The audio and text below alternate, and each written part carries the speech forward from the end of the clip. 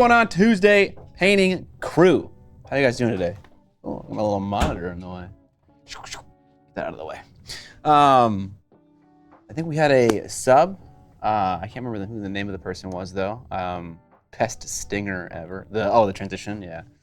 Is a stinger a transition, Adric Knight? I don't actually know.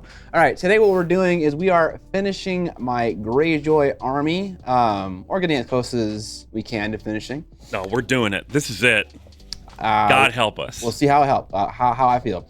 But I have one unit of drowned men left. That is just 3 dudes. One big 50 mil base. Off stream, I finished the Iron Makers, and I also repaired Asha and Wendemir. I think at first I was like, oh man, I'm gonna have to repaint all of these models that I spilled resin on. But upon closer inspection, some of them only got aced in the face, and so I just chopped their heads off and gave them new heads. Did a little green stuffing, did a little smoothing of edges with files and whatnot, and you can't tell as far as I'm concerned. That was a sub from Adam Stevens. The one earlier was from Young Puffed. Young Puff. So shout out to Reaper Miniatures giving us the raid right before we went live. Hell yeah, Reaper. Thank you for the raid. I appreciate it. What did Young Puffed say again? He said something. Young Puffed said, wanted to get a cutting mat during the sale, but shipping to Canada is as much as the mat. Yeah, that sounds about right. It's probably shipping plus the import fee all lumped into one. Well, it's a 2 pound and some change parcel, and so generally speaking, when anything's over a pound, you get into USPS priority shipping, priority international shipping, and then it starts to get pretty expensive. If it stays first class, then it's good. That's bullshit you don't care about. Flapjack Nickelsack just resubscribed with Prime, 14 months in a row. Thank you, Flapjack Nickelsack. Okay, so I'm just gonna explain what I'm doing right now. Actually, you know what? Let's use that top-down camera for a moment, Evan. Let me just make sure it worked. Okay, so I have to paint these guys, and they are a zenithal base coat on top of a dark blue prime job. And I applied the skin tone zenithally.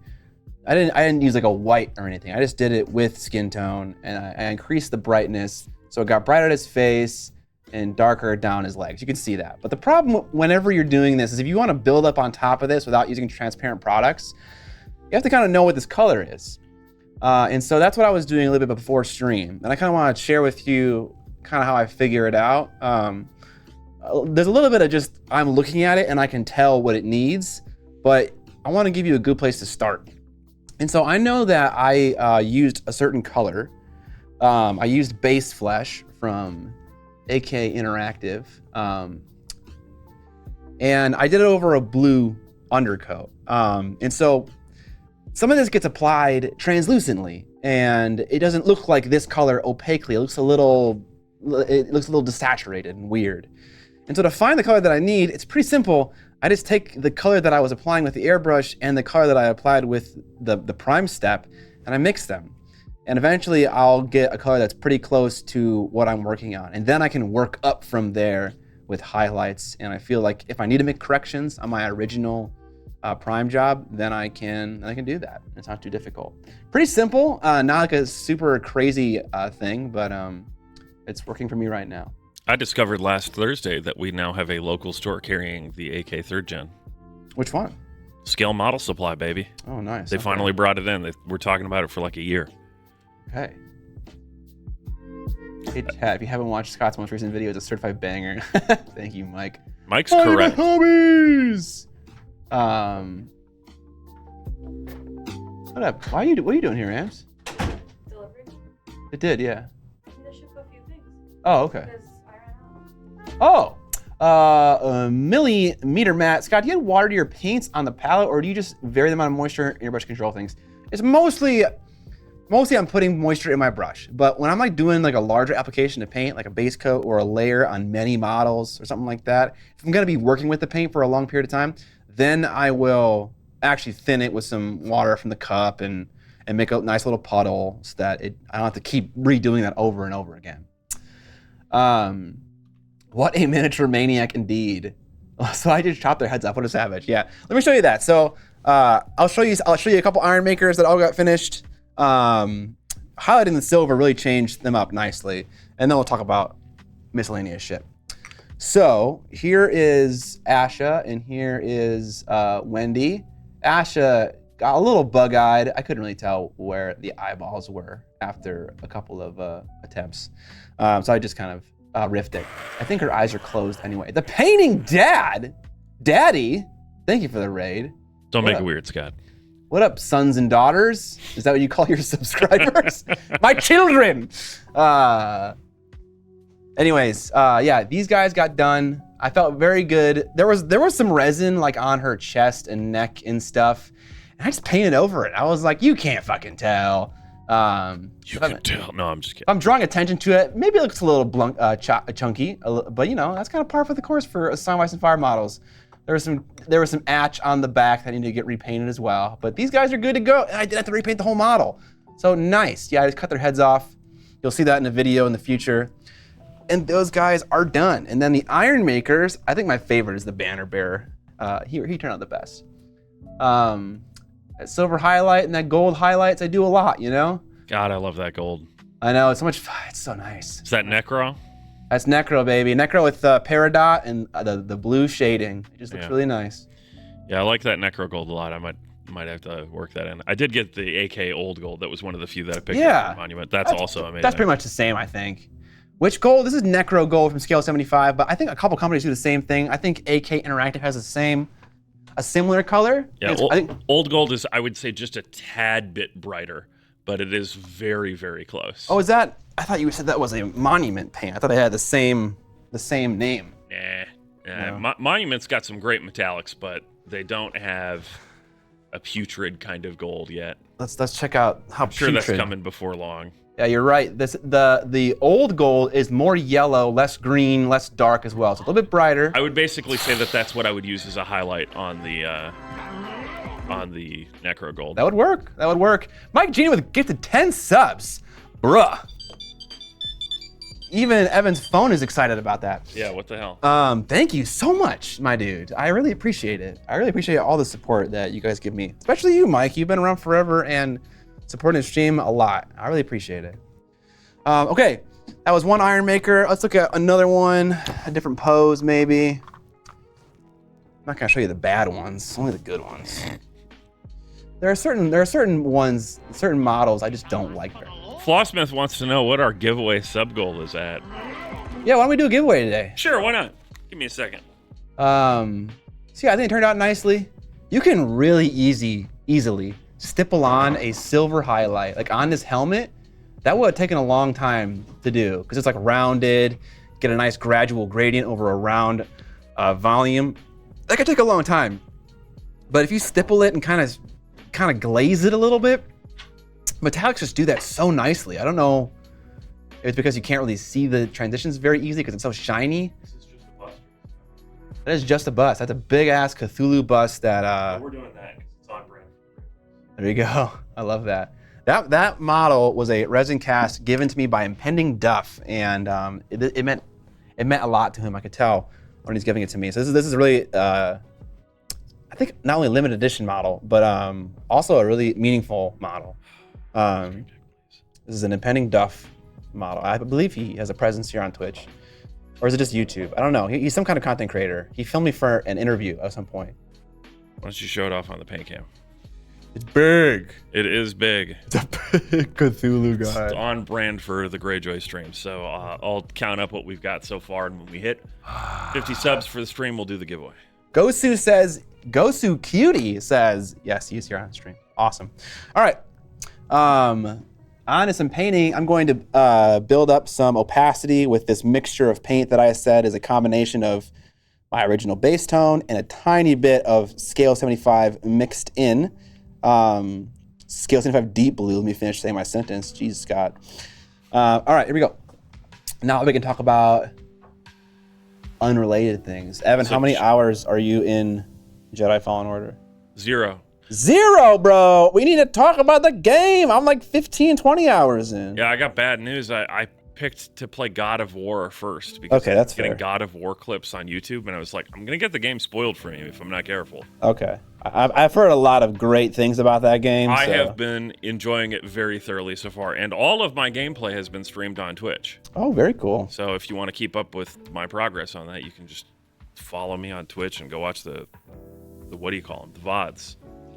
Levads. I am. Also, did you call out Chubbs01 resubscribing? I did not. 35 months in a row. Chubbs. God damn. God damn. 31 months. Holy shit. Well. All right, we're at 14 out of 50. Maybe instead of doing what I'm doing, which I'm painting over the original Zenithal undercoat, just because I don't know, it looks shitty. But maybe instead, I'm gonna brighten it up a little bit. There we go. Maybe instead, all I'll do is I will highlight his shoulders with the next highlight I plan on doing, which is just base flesh from AK Interactive, unmixed, so just pure, straight up base flesh. These guys don't need to be super nice. I admittedly painted the other drowned men like a little too well, and so I think I'm gonna be paying for that when trying to finish these guys in a reasonable amount of time. I've beaten it. I got it right in the first try. What do you mean by that? Can you put the chat on my screen so I can see the subs and stuff? Technically, it was on your screen. It was just below OBS. Oh, okay. They're illusions, Michael. Are you guys getting into Legion Imperialis? Is that the itty bitty dudes? The itty bitty Horus Heresy dudes? I believe it's called Warhammer 40k Epic. Yeah, what is it called? Yeah, no, I think you've got it right. Is that it's Imperialis now? No, not a huge fan of Space Marines over here, and a game dedicated to Space Marines and also Tiny. Just sounds like a couple of combos of things that I'm not super into. You know what? What? Just choose a faction that's like metallic based, and then it's just airbrush the metallic, and you did it. You have an army. Easy. What would that be? Iron Hands? Something like that. There's got to be a few chapters that are, blinged out. Chat, quiz me on Space Marine knowledge. Evan will read me the questions. Side note, Jedi Survivor is basically Jedi Fallen Order, but with like a bazillion tiny improvements, and I am so fucking here for that. It's just like, I enjoyed playing Fallen Order. There were some weird quirks and quality of life issues with the game, and then they just made them all better in Survivor. And it's bigger, it's a bigger game. So it just takes longer to play, which is awesome. I fucking love it. Having so much fun. I'm playing it on a harder difficulty than I did Fallen Order, just because I am now familiar with the controls and what the game wants me to do and stuff. Because you got good? I got a little good, yeah. I'm still, man, fucking Rancors, dude. Rancors are fucking hard to kill. But everything else. I definitely have died a lot in God of War. I played a tiny bit off stream initially to see, because the hardest difficulty is like, not only is this the hardest, but we don't let you turn down the difficulty. Oh, wow, okay. And I was like, all right, let me see if I like this combat system enough to suffer through it. And I played about 15 minutes. Like, I played to the first combat encounter, and I was like, nah.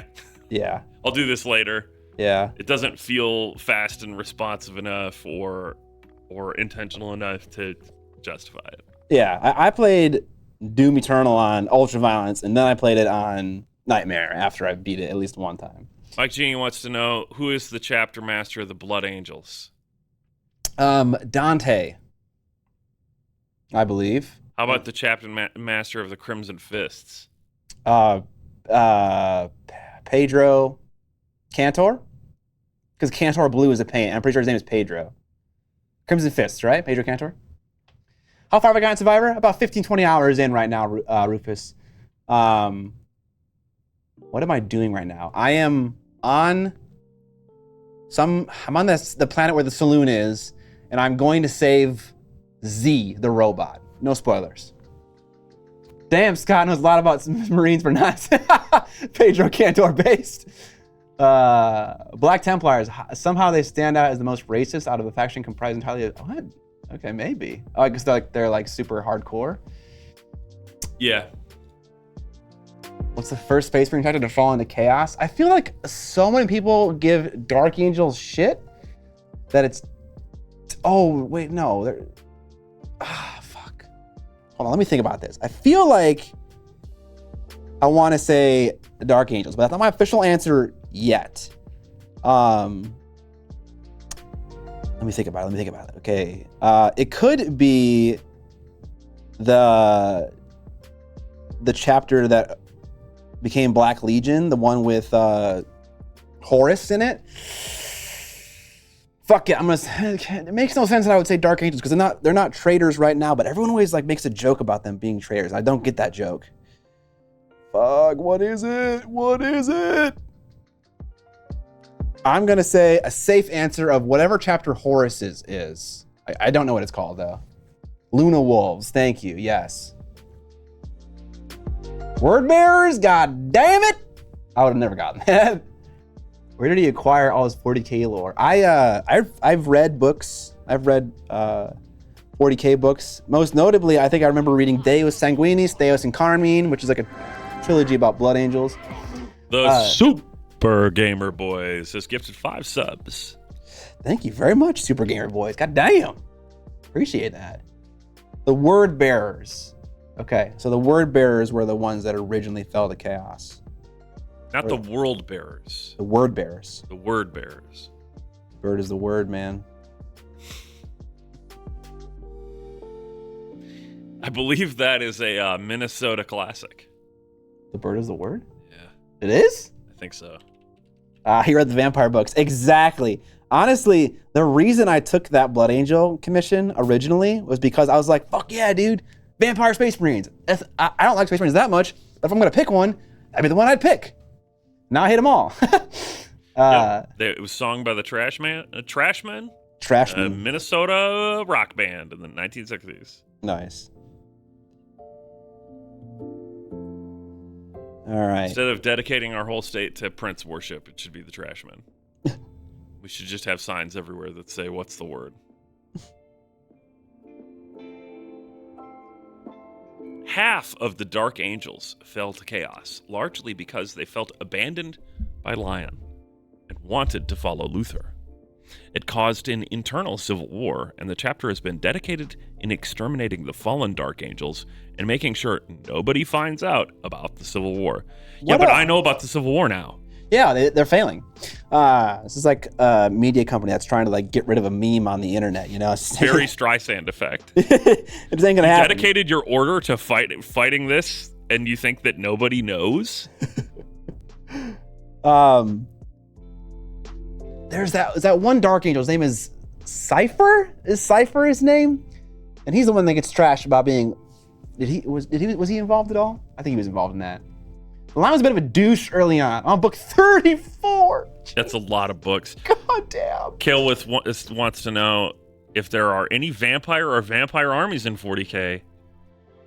Yeah, it's Blood Angels. That would be the closest thing to people who literally drink blood. Like they actually drink blood out of a chalice. That's an urban legend, Scott. Well, I think it's bad when Blood Angels do that. I don't think they're supposed to do that.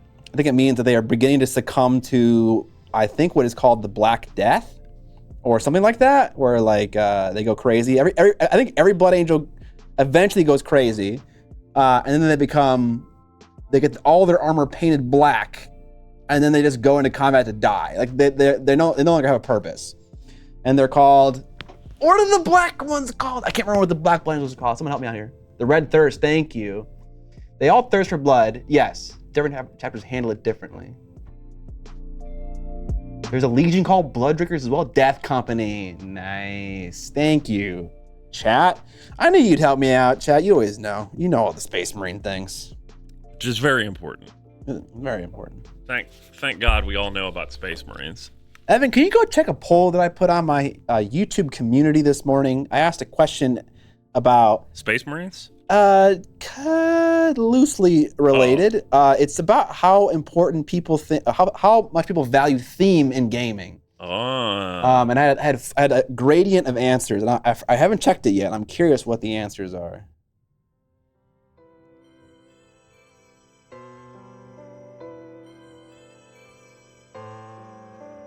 Okay, that's enough highlighting on this leg, you know, that is a very small amount. And then the chest and face will be much brighter. Gotta say, it was lovely to hear about dying Marines being painted black, and instantly the stream cuts to a blonde hair coloring commercial from L'Oreal. Jesus Christ. Red thirst equals a thirst for blood. Black rage equals losing their mind completely and joining the death company. Is the black rage at all like the antithesis of red thirst, or are they unrelated entirely? Honestly, I wish the 10th edition codices were more theme-based, because out of the books to come out so far, they've been dumping on theme for rules that aren't fun and very generic. Sag. I want to hear that. Big sad. How's it breaking down? How's that poll breaking down? I was gonna just put it on the stream in a second here. Oh, cool. That works. That works as well. Thank you. Just give me a second to do my job. You're doing it. You're killing it. I have to remember here that on these higher portions, I'm not going to be saving any shadow, really. I just want to, I'm going to just blast over some of these volumes entirely. All right, here you go. Here's how it's shaken out so far. Okay, theme 40. is very important. Getting almost the majority. Huh. I did not expect that. I thought it'd be in the middle. The fact that there is I didn't expect this at all. It's like, its most answers are the top two options. 2,000 votes. It is like a very skewed distribution towards theming being important. Medium swag and albino black sheep. I can't with the ads. Thank you for the sub. I appreciate it. Both of you guys and gals. Jason from Monument Hobbies says theme is everything. And, theme and narrative are everything. You know, I'm starting to agree with you. I think theme is a lot more important than I give it credit for nowadays. I think it's really important. Although I will say that I really enjoy song. I don't give a shit about that world or any of the characters. That is the one outlier for me personally, but otherwise, I am always preferring a gaming experience with a recognizable theme. What do you think, Evan? How about you? How would you answer this poll? To my gameplay experience, theme is completely unimportant. Completely. So you would answer the bottom one. Yeah. Okay. But for success of a miniatures game, if that was the question being asked, I would answer in the opposite. Yeah, I mean just for games, all games, war games, board games, video games. Sure. I would answer largely the opposite. Now, I mean, like, it depends. Theme is important to me in some ways, but also if it doesn't deliver on the theme, it's even more disappointing. Sure. You know, like if I play a space game and then I'm like, this isn't a space game at all. This is just a crappy first-person shooter that just like happens to be you're a spaceship as opposed to a guy running around or whatever, right? Okay. Then I'll be very, very mad at it not delivering on the theme. Okay. So it's a liability for you. It can be. Okay. If I end up caring about the theme, it better frickin' deliver on the theme, or I'll be real mad. Don't read Song of Ice and Fire. It's never gonna be finished. Jason says, in our industry, you see a lot of great games fall by the wayside because they have no emotional attachment to stories / characters you're playing. Interesting. Jason, what do you think is the best way for a company to make a game and create their own lore or theme that's not anyone else's theme? Obviously, you can lean on tropes and fantasy and sci-fi, but it's their own world. How do you get people interested in that kind of thing? You know, what are your thoughts on that? Zercast, thank you for the prime sub. Viewer, picking up an evil paint wizard shirt in a large. That's the best size. Thank you. Appreciate that, viewer. Theme is everything. If you need to put a lot of effort into playing, it matters way less for a board game with a couple of models than it does for a tabletop game that I'm going to spend months painting an army for. We had El Shalafe subscribe with Prime and the Markitect as well. I don't know if you called those. Mark. I love you, Mark. Mark's my boy. And El Shalafe, thank you for the subs. I appreciate it, y'all. That needs to be our whole discussion when I'm up there. I'd love that. I would love that so much. I want to make another podcast, but it's not a podcast. I would call it a video series where just me and a guest sit in this really comfortable little cozy painting den, and we just paint and we just chat about shit. And there's no topic other than I'm just gonna interview the person, because I love to ask questions to people who are subject matter experts. You know, I love just mining their brain. I mean, that's kind of what we do here. We just need guests. Yes. So I would love to make a little, call it a talk show, call it whatever you want to call it. But I would love to have a little show like that where me and a guest just chill, we paint, we talk about what we're going to paint at the beginning of the show. You see how far we get at the end of the show. I don't know how easy it's going to be to talk and paint at the same time. Knowing me, I'm probably going to struggle, but I have a little bit of experience from streaming. I'm not very good at it, but at least I have tried. Fair. Sup, nerd? I'd watch the shit out of that. Like Hot Ones. Yeah, like Hot Ones, but like, not so... Challenging? Yeah. Hot Ones is a good show, you know? My idea is not a good idea, like Hot Ones is. GMM has a show like Hot Ones called The Last Meals, where you talk about death and life and afterlife while eating what your last meal would be if you were on death row. That's a fun concept like Hot Ones, but it doesn't make the guest hate themselves. That's less fun. Yeah, unfortunately, the host of Last Meals, Josh, while he is an amazing cook and also guest on the rest of GMM's content, he is not a great host, in my opinion, but still a good show. Each question switched to a new color. That's kind of fun. You did that with Alex, and that was good. Okay. You could do that with a podcast? Yeah, sure. Before it's John every time. between two static toughs. HUD, that is a great joke. Theme also helps with motivation in painting and building models for me personally. I agree. Oh, moist ones. You gotta steal bits and bobs from all the themes you personally love. Yes. We've moved off of theming. We have. I've had that idea for a show, not a show, but just like a thing I want to try out. I think if TUP ever goes by the wayside, that is what I would do. I would do that little thing. I don't know what I would call it, but it's chill. I like it. Do we have dates for when Jason's coming up here, Jason? Jason? I think Jason was. I've been dropping the ball. I have not responded to him. I need to say. I think he was asking, I can't remember what he's asking, if I'm being totally honest. The hip kids call it Zatsudan now. Just hanging out on a stream, chatting about whatever with whoever. Don't say that, Scott. TUP will last forever. I mean, I have no intention of it ending. But I will admit that not everything lasts forever.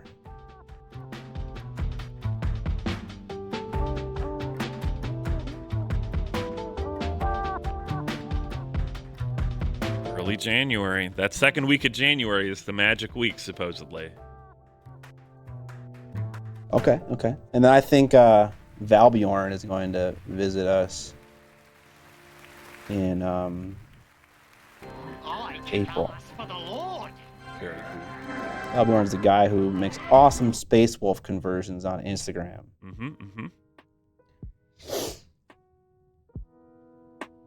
Maybe a good opportunity for to come out weekly. I think I want it to be a thing that I do without John, if I'm being totally honest. I don't think that needs 3 people. Honestly, when we have a guest on in TUP, John just like doesn't do a whole lot, and that's not because he's bad or anything.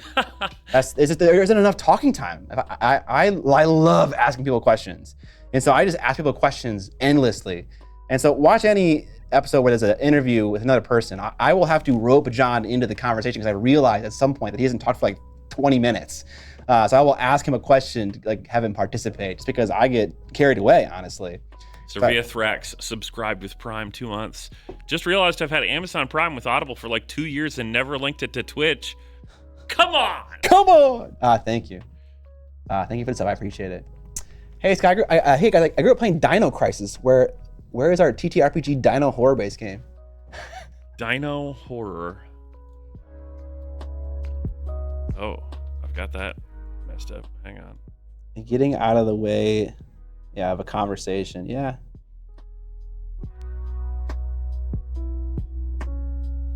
Honestly, this is slightly related. This is why I don't think that guy Josh is a great host for that GMM TV show, just because he does not get out of the way of the conversation. He needs to like share an experience that related to whatever anecdote the guest is sharing, and it's like, this show is not about you, Josh. It's about there is such deep irony of you saying he doesn't get out of the way of the conversation as you lean in and completely block the camera with your head while you load your brush. Sorry. It's fine because you're just messing with the palette, but oh yeah, funny. See the palette footage. When I'm fucking with the palette, that's not important. You don't need to see that. I feel like that's arguably the most important. No, the painting is the most important. No. See you, man. See ya. You owe Miniac 2 years worth of back subs. What? He means Miniac because that person said, "Oh my God, I had Amazon Prime and didn't link it for 2 years."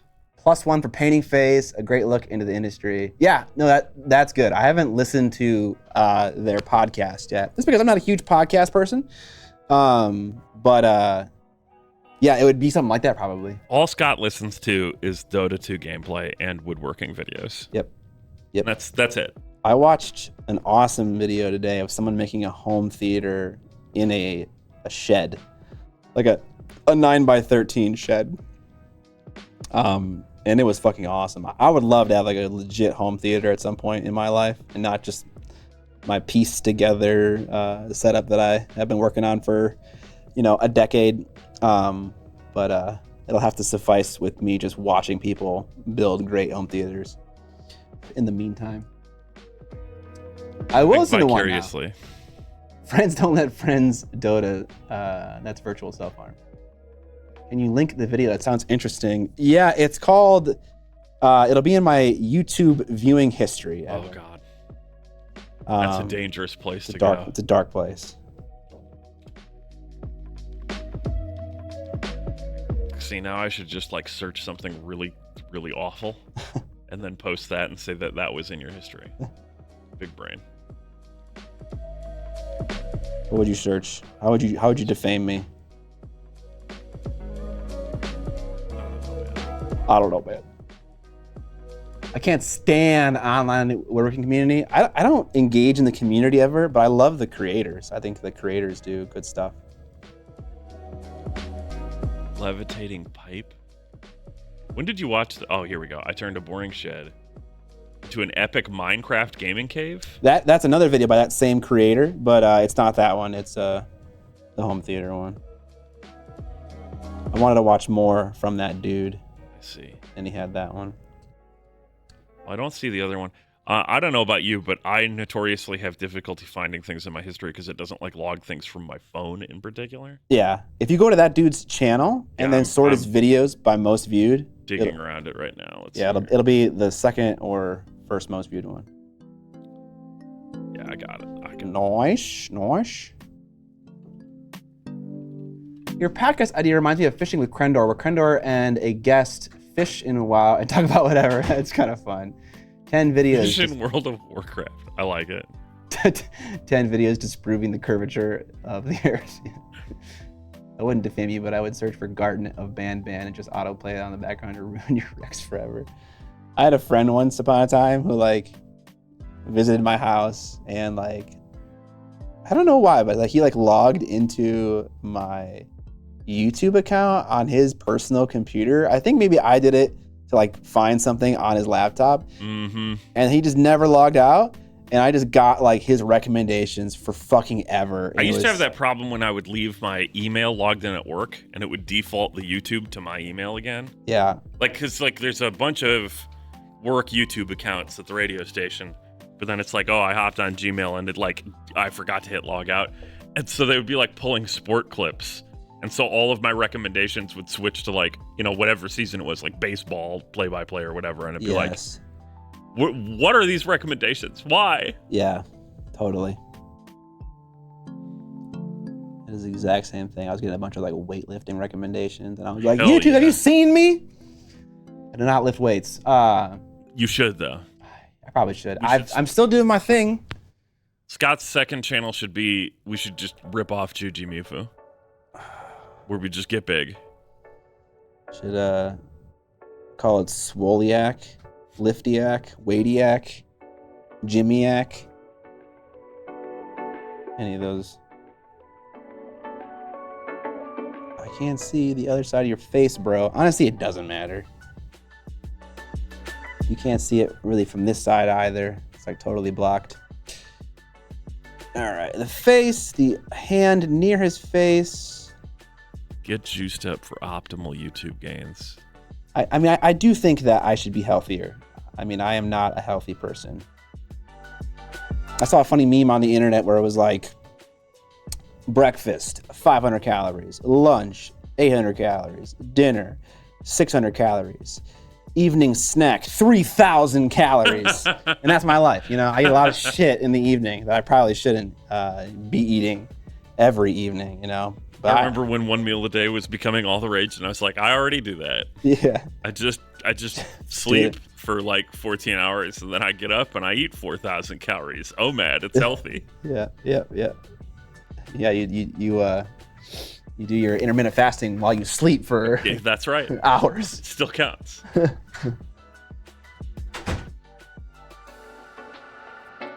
Thank you, HUD. No, we were talking before stream, because now we're talking about living more healthily. Taking my diet more seriously, and so I'm just eating basically nothing but chili. Okay. Because a mono diet's easy. Also, because you can just make chili on Sunday and you have enough food for the whole week, basically. Oh, yeah, I love that.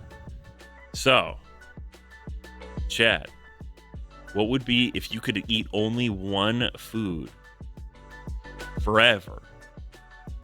And you also had to live healthily. That's the real caveat. What would it be? As a thought, 23 months, the last 2 years have been one long mistake. Well, I really don't. I hope that isn't the truth, but I thank you for the sub anyways.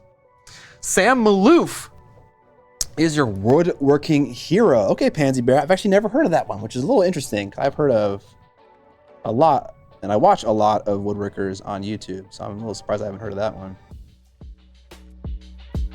Condiments don't count, Mike Genie. Mike Genie said a condiment? Come on, Mike. Seasonings may vary. Yeah. Thank you, Evan.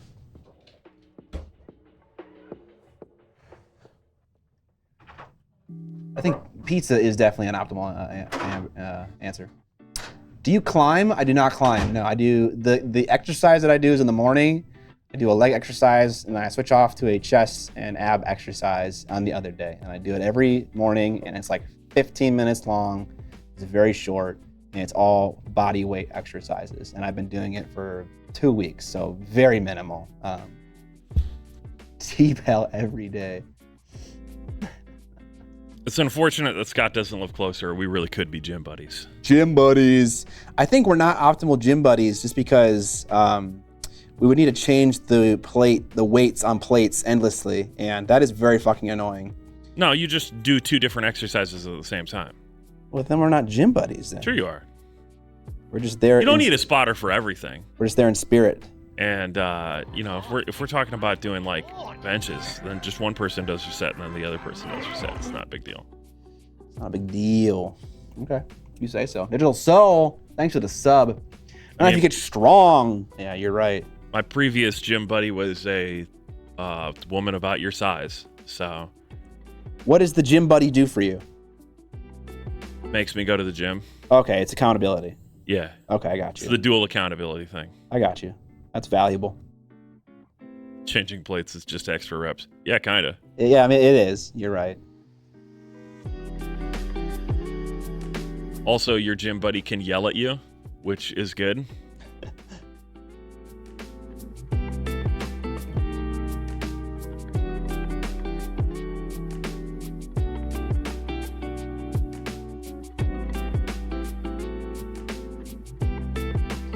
Okay.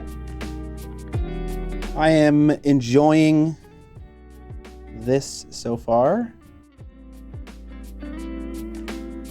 My swole drowned men. I need my gym buddy to arrive with a Get Pumped Spotify playlist for every workout. Yeah, I have a Get Pumped playlist. There's one song in particular that every time it comes on, I go, oh yeah, that's the song I broke my neck to. Very pumped. Yeah, exactly. The image of Scott Evans screaming at Scott for one more rep on a bench press is terrific. Yes. I don't just produce shows, I produce gains. Nice. That is pretty good.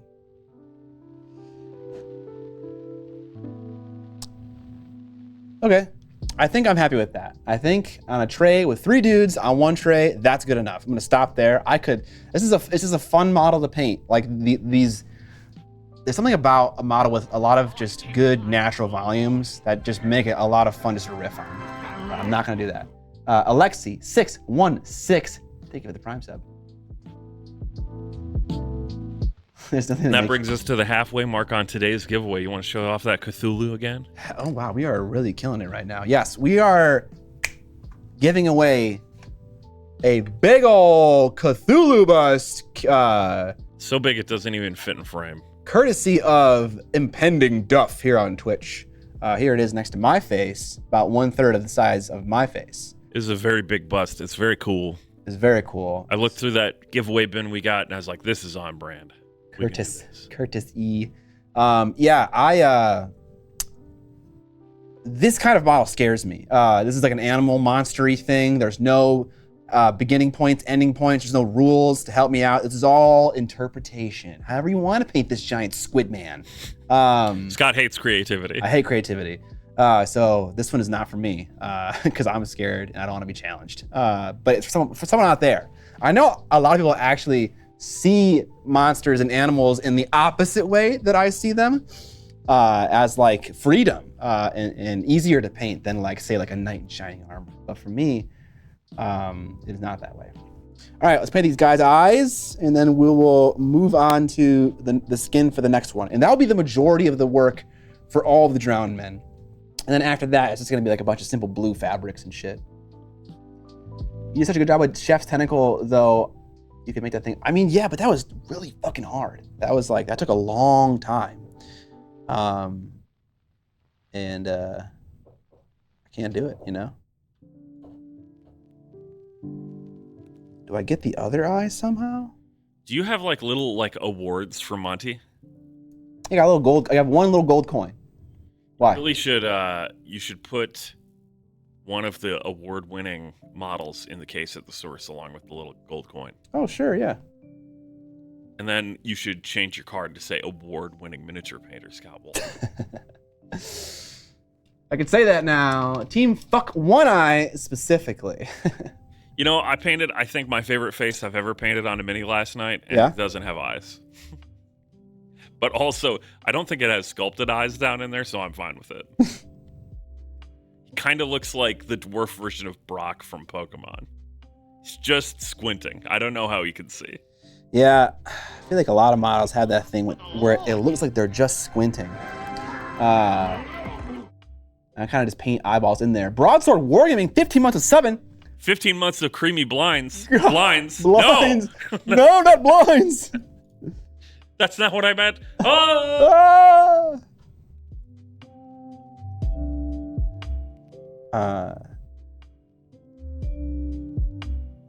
We a window dressing stream now.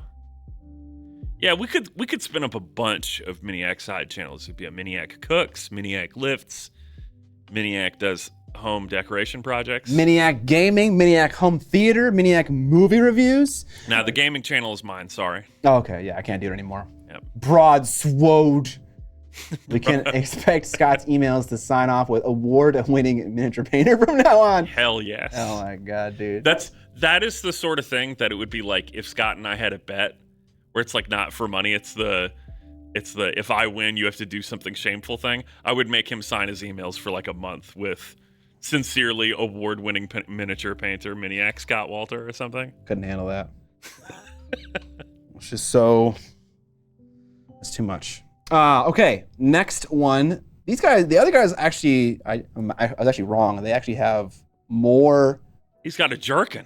He's got more fabric than I thought he had. All right, the super glue that I often when I do this with cork. I'll pin one foot in, just raw dog, and then I will super glue the other foot with a tiny amount of super glue. Apparently there's some post sticker on there as well. That's accidental. And then I'll just break it off when I'm done painting it, and it's very easy. But it did not work on this guy, and so what I'll do is I will just cover up one whole foot with poster tack because I'm not going to paint that foot.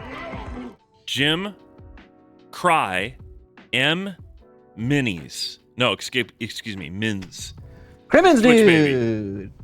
Twitch baby. Scott has no ego. That is very, very false. Scott has no ego in terms of like his miniature painting prowess, it seems like. I have an ego. Just the older I get, the more aware of it I become. And so I feel like that maybe makes it go away a little bit. Maybe. I kind of mind fuck myself about this because I'm like, I am aware of the fact that I prefer, like, I think that I'm awesome. You know, I'm aware of that fact. But I'm also aware of the fact that when I say things like that, it may feel like I'm fishing for someone to be like, oh no, you're great. You're an awesome artist. Don't hate yourself. I'm not fishing for that. And I hate it when people do that. And I think the same thing. When someone is like deprecating, honestly, it's like, I'm not that good. You're fishing right now. So I'm aware of all of that. And so I don't know how to be, you know, I don't know how to like honestly share the way I feel with people without also feeling like I'm fishing for compliments. I one time got told when I said just offhandedly, like talking about my weight, they're like, oh, you're just fishing for me to say you're not that fat. And I was like, what? No, yeah, I am that fat. Right, so it's hard to manage that. MA Games _live and The Mystic, thank you for the subs. Goobs in the chat and Trevarian. 333 for the sub too. Being realistic is a good character trait. Yes, I totally agree. And as we know, Scott is a gold award-winning miniature painter. In standard, and not even in master. God. You could have entered in master. I could have. I don't think I would have placed. Probably not, but who knows? Next time you got to do that. Atsu, thank you for the prime sub. 16 fatty months of subbing. God diggity damn. Fishing for people to say I'm even fatter. Hell yeah. Eat big to get big, baby. Yeah. See, this is the problem. I ate big to get big, but I forgot to do the other part of that equation, which is to move heavy things around and then move heavier things around. Yes. And so I got big, but it didn't do me a lot of good over the course of the pandemic. Man, I was down to 260 at one point. Now I just have to start over. Broke my neck, and then the gym's closed. And I was like, fuck it. Fuck it. I was 160 pounds for the entirety of my high school and college career. I also was about 160 pounds in high school, and I am like 4 or 5 inches taller than you. Yes, so you were very thin. Yeah. Oh yeah. Yeah, I just keep eating food. I keep eating 2,000 calories at 10 p.m. until 3 a.m. And now I'm like 190 or maybe maybe 200 at this point. Dang, Scott. All our mini daddies are here, dude. Yeah, for real. 20 more subs till that giveaway. We're just moving that bar. Yeah, I know. You guys are killing it. I'm going to have to do another giveaway. I have this beautiful bust from Chimera, and it's also, coincidentally, fucking-ganic. It's a 1/8, 200 mil scale bust. And if we get through this one, this will be the next one. Well, that's happening. Woo! Jason's throwing money around again. God damn it. I'm dancing for Jason right now. I feel like a whore. Okay. Jason, come on now. I mean, that's all you really are. That's what YouTube Ow. is. It's just whoring yourself out for views and likes. It's like that short you sent me. That was quite horrific. Which short did I send you?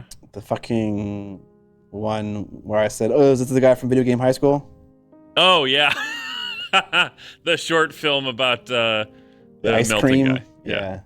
Yeah. I was like, oh, this is going to be funny. And I was like, this is not funny. No, that's why I sent it to you, because I thought that you'd enjoy it, because it's kind of a horror film. And it also has to do with our industry. Yeah. All right, give me a second here. I dance for Jason, but that might lead to a lawsuit. Uh-oh. Edit. giveaway. Cthulhu spelled weird. CTH Hulu. Yeah. Or CT Hulu. I love CTH Hulu. I had a near-death heart attack in June. Have almost lost 30 pounds and living a new life since. I miss pizza the most. God damn. Let's see if this works. Glad you're still here, Jim Crimmins. So you can pay me money. No, I'm just kidding. But seriously though, That's not right. it's interesting because Canceling that. tell me if this is how you feel about this, Jim Crimmins. It's like once you started living a healthier life, you're kind of like, you know what? Living in the other way was actually more difficult for me.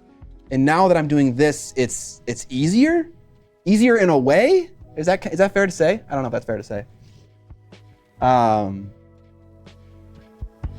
You let me know if that's fair to say.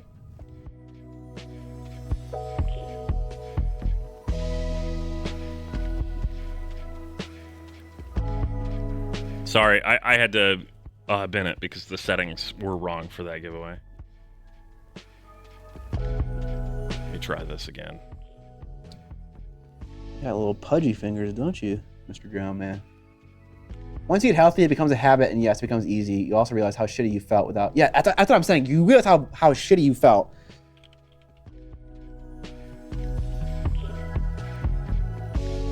Let's see if this one works. There's something so satisfying about painting like musculature. Even if it's like poorly defined musculature. Why does it keep saying Eddie Minis? What did I change? Oh, I see. Okay. Most days aren't hard. I fixed the problem. We're good. We're good. Evan says so. Exclamation mark moist in the chat to enter the giveaway for this wonderful Cthulhu bust.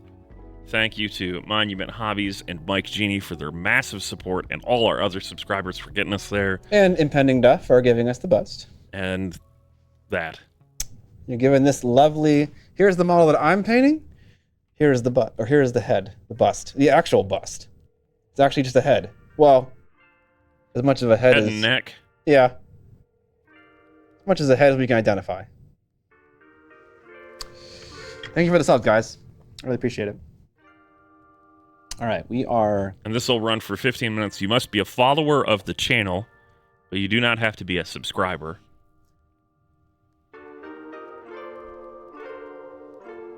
Please don't enter if you're not allowed to enter random giveaways at your location.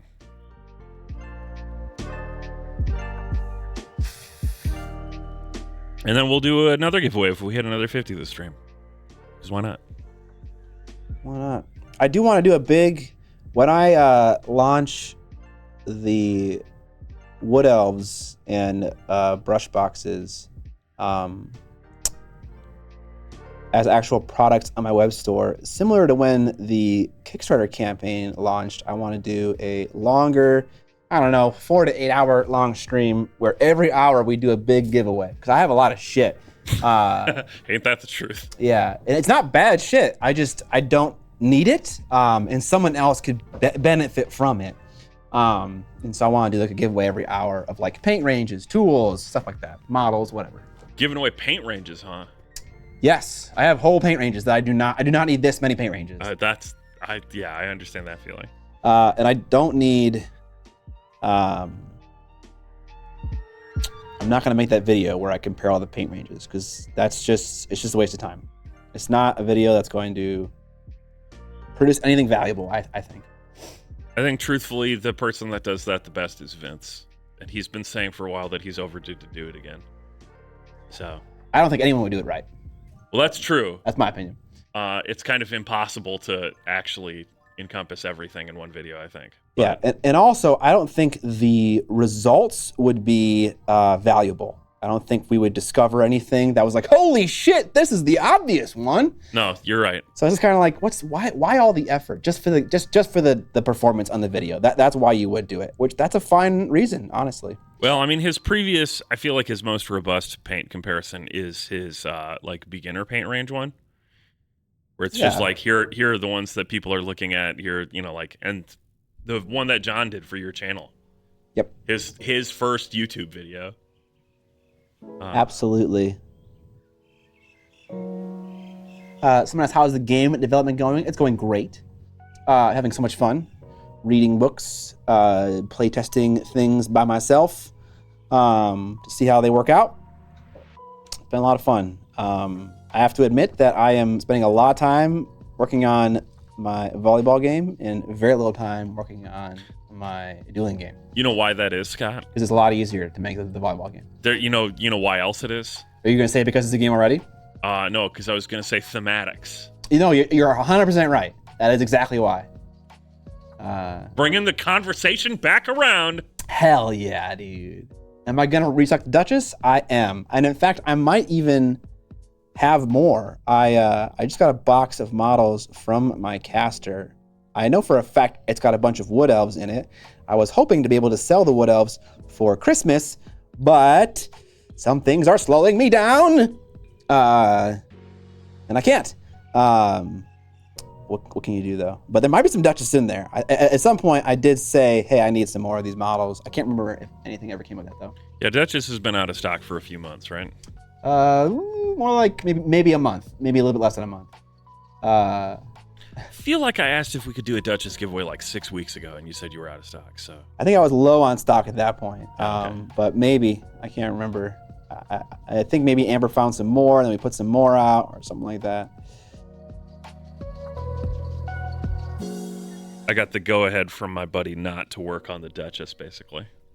Because he's not going to be done by the end of the year, and that gives me permission to not be done by the end of the year. Nice. Thank God. Because I've been working on my Blood Bowl team.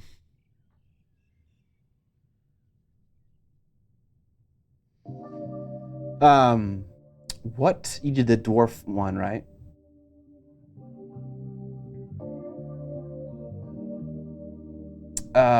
This means you need a release line of volleyball miniatures. Not only volleyball miniatures, but fantasy volleyball miniatures, which would just look so cool. It looks so cool. I have so many ideas for what that would look like.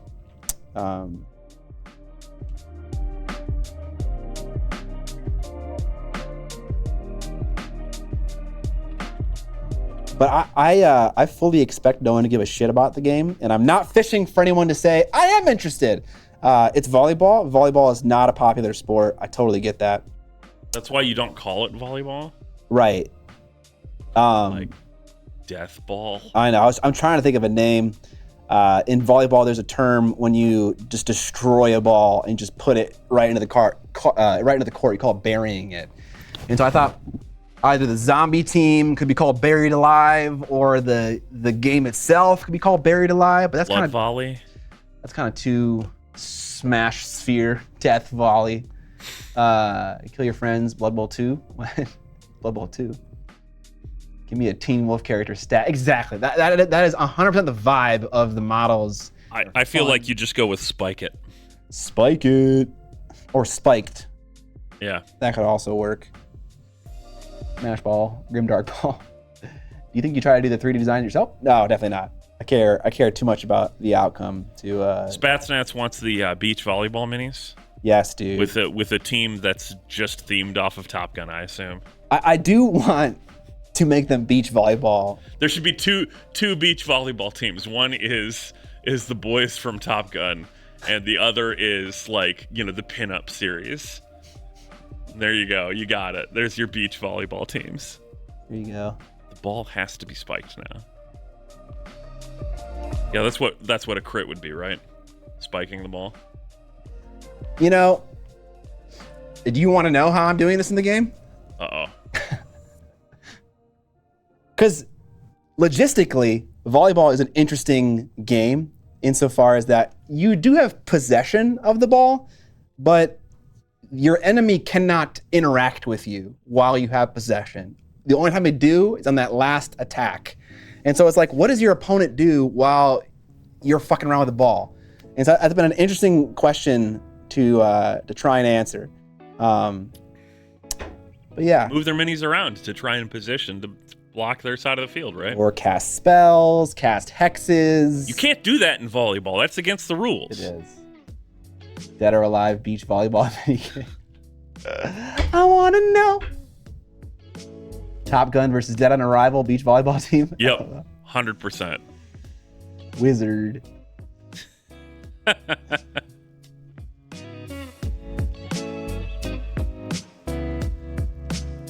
don't know. Yeah, the rules don't say you can't cast a hex on your opponent. 6 minutes left in the giveaway for that Cthulhu bust. Exclamation mark moist in the chat to enter. Please do not enter if you're in a location that doesn't allow you to enter a giveaway. Thanks again to all our supporters.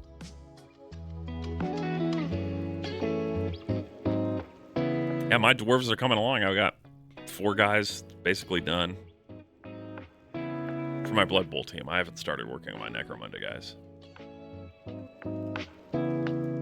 Just printed them. I am not doing anything with Necromunda until we have our meeting. When is that meeting supposed to be? I'm not doing anything. Yeah. I will let other people take charge, and if it never happens, that means it was never destined to happen. Oh, it's definitely happening.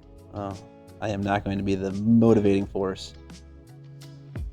But I do want to play.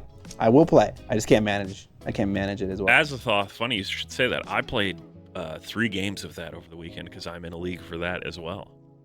The Cyberpunk Red Combat Zone game. And it's pretty good. It's pretty good. No new model November. Hex the ref so you can't see your hexes. Taps Temple. There you go. That 2-player starter for that game is in very short supply right now, Azathoth. Because it's the only thing that Monster Fight Club can't make in-house. I think because of the terrain or something. They're cranking out the gang starters and unit boxes and stuff. Yeah. Yeah, exactly. They were holding on to their last whatever boxes to go to PAX Unplugged. It's actually been unavailable from them for a bit. Yeah. Game is really good. It's been moving like crazy. I think the source has sold like 30 copies or something now of the 2-player starter.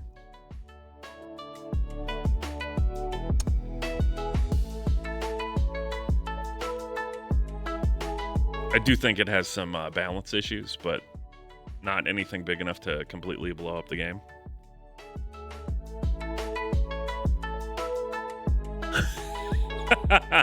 Azathoth says he convinced himself to buy a starter set for the dumbest reason possible. They were sold out of the measurement tool.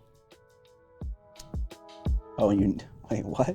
Is you unique? couldn't buy the measurement tool on its own, so you bought the 2-player starter. Is it like unique to the game? It has ranges on it, but if you know what they are, then no, because it's a 12-inch ruler, and the red die represents 4 inches, and then the yellow die represents another 3 inches. It's up to 7, and then the green die it represents the full length of the ruler. Gotcha.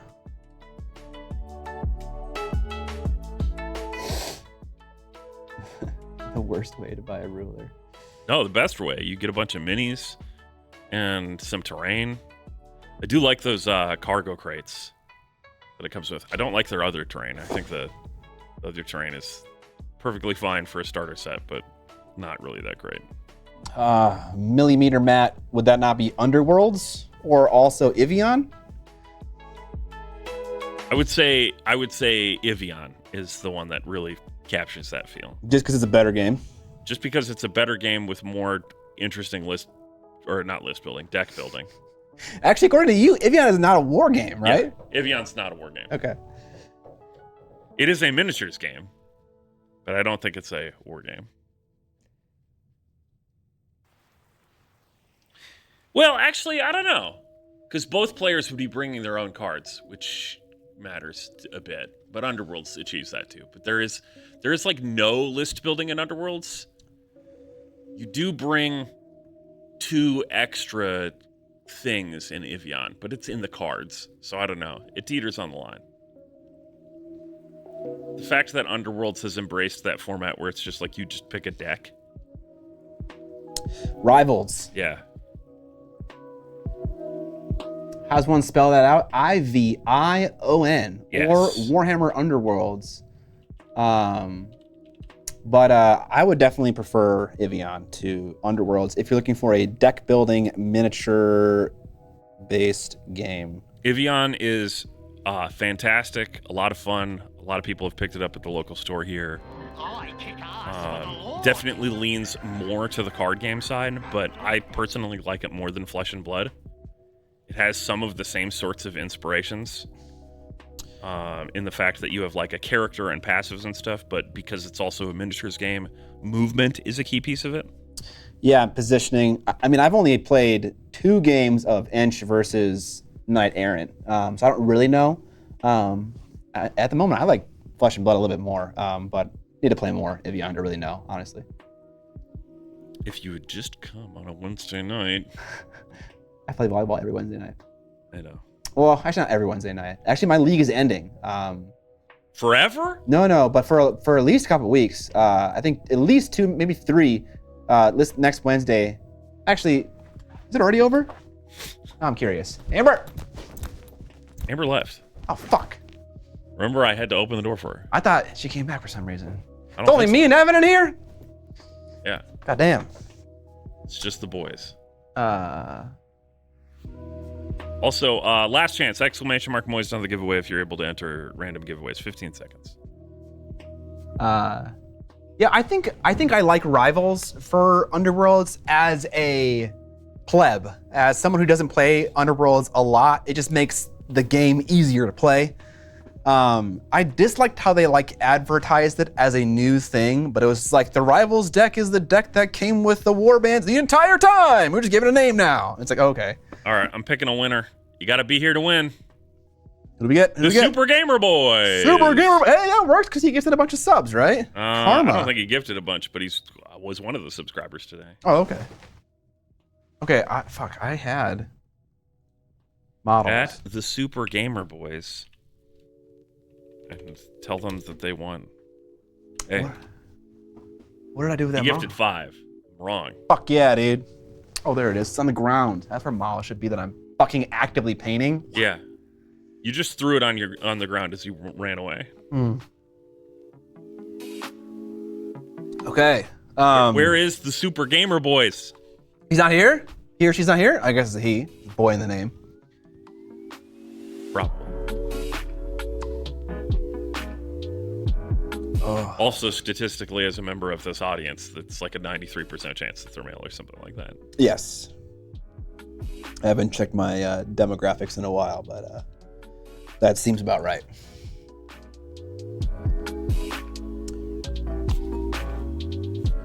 Sadly, that's just the demos of the miniature wargaming hobby. Yes. Maybe they're just a big fan of Gamer Boys. It's possible. Anything's possible.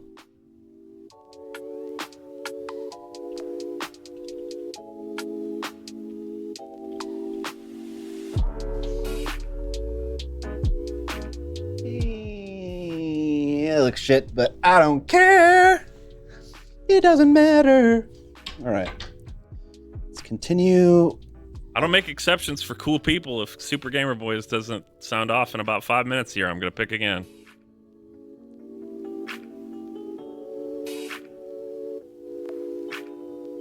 Brighten up this face. Millimeter Matt says, ordering Evian once I'm off work. Add that to the pile of shame. Luckily, Evian is not miniatures heavy. And the minis that it comes with, truthfully, are garbage. They're dog shit. But they encourage you to play with, like when you make your character, which is to make your deck and so on, feel free to substitute whatever mini you want that feels thematically appropriate. Yes. So, yes. And actually, that's great because that's very low pressure because it's one model. Like you can go on My Mini Factory or a bazillion different web stores and find one mini to best represent your honestly, character. it's the perfect opportunity to branch out into the D&D minis. Yeah. Because it's a fantasy themed game.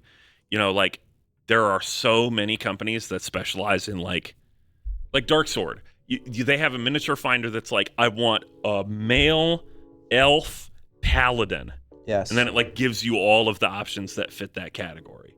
Or use a Reaper GW miniatures. Or any number of things where you find something that's thematic to your character. Yeah, it's one model per side. So each box comes with 2 models, and it comes with all the cards that are associated with that model's character, which they call a specialization.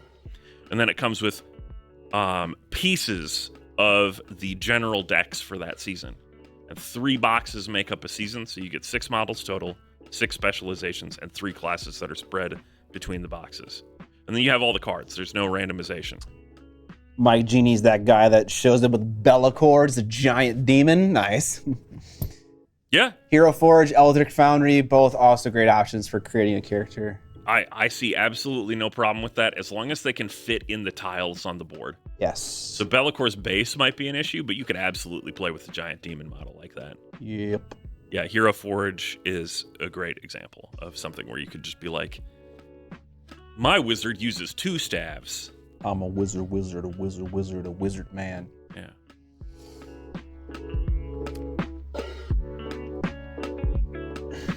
All right, I'm calling it. Super Gamer Boy's not here. I'm pinging him one more time. Last call. Spelled wrong. There we go. What did you spell wrong? I spelled R wrong. Where art you? It art the.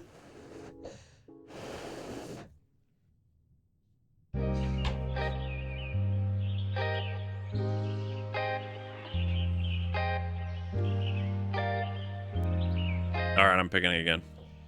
Okay. Oh! Right as I was about to click it, the Super Gamer Boy says, I'm here! Oh my god! He's here! Ah, Chad, you're so unlucky. Just under the line. Oh, that's fun. All right.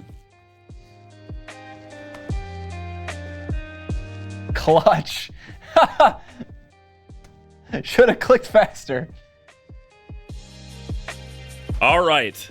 Here is the deal. I need your name, your address, your email address. Oh, hang on. Email, semicolon, address, question mark. Phone number. All right, last drownedman. Scott's hair is wild today. It is. I haven't showered in 3 days. I'm a fucking heathen. That's insane. Yeah.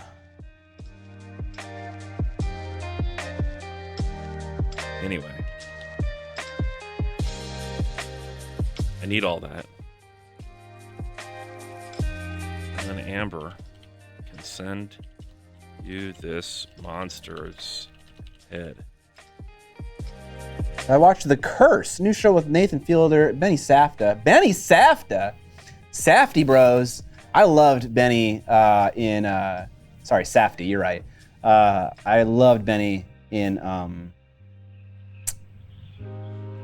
the movie when he plays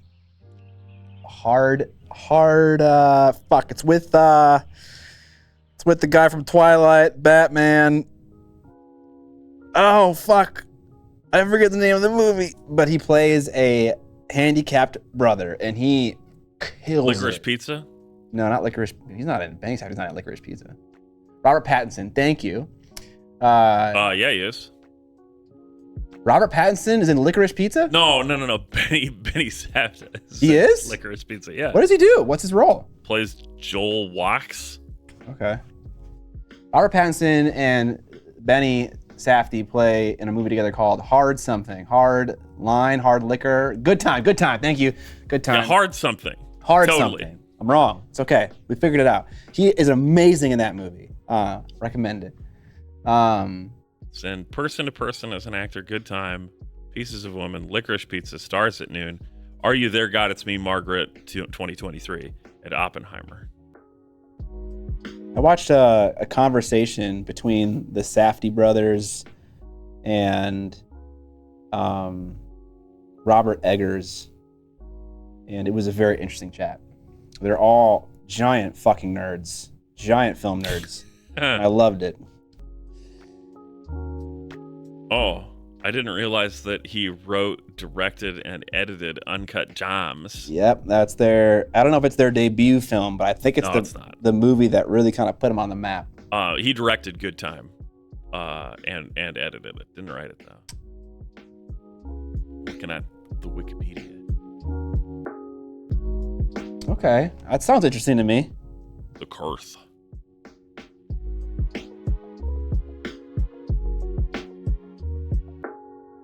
I'm not a huge TV show watcher. I have a hard time finding TV shows to watch by myself. Normally, I watch them with my wife, which I am now on episode 4 of Scott Pilgrim, and I can confirm it is different. Vindication. It wasn't after episode 1 though. They're setting up the rug pull in episode 1, and then things happen very differently. And there's another rug pull. Yes. Endless. It's 8 episodes and it's fantastic. Yeah, it's pretty good so far. I couldn't handle watching part of it. I started it and I was like, well, now I have to see what happens. So I watched all 8 episodes till 4 in the morning one night or something like that. Nice. Episode 1 is definitely the first act of the movie condensed, and it's very similar. It's like there are some jokes that are told different ways and so on, and obviously the pacing's different because it's like a 30-minute anime episode. But from there's an inflection point where it deviates heavily from the movie. Yes. Inuus Angel says, finally started my first AOS army. Congrats. What is your first AOS army? Yeah, what is it? Them new Flesh Eater courts? They're looking spicy. Yes, that is my favorite movie of all time, Jay. Yeah, the new FEC models are pretty sick. Oh, yes. All right, Jay. No death, but I chose destruction. That's cool. Jay, tell me, brother, if you had to pick 2 movies in your top 5, which would they be? In no particular order. It could be 4 and 5. It could be 1 and 3. I don't care. What are 2 movies in your top 5? Any of them. Do I have a Letterboxd account? God damn, yes I do. Yeah, where you can make fun of Scott for rating B movie and Citizen Kane the same. I can't. The fact that someone is asking me what if I have Letterboxd fills me with such joy.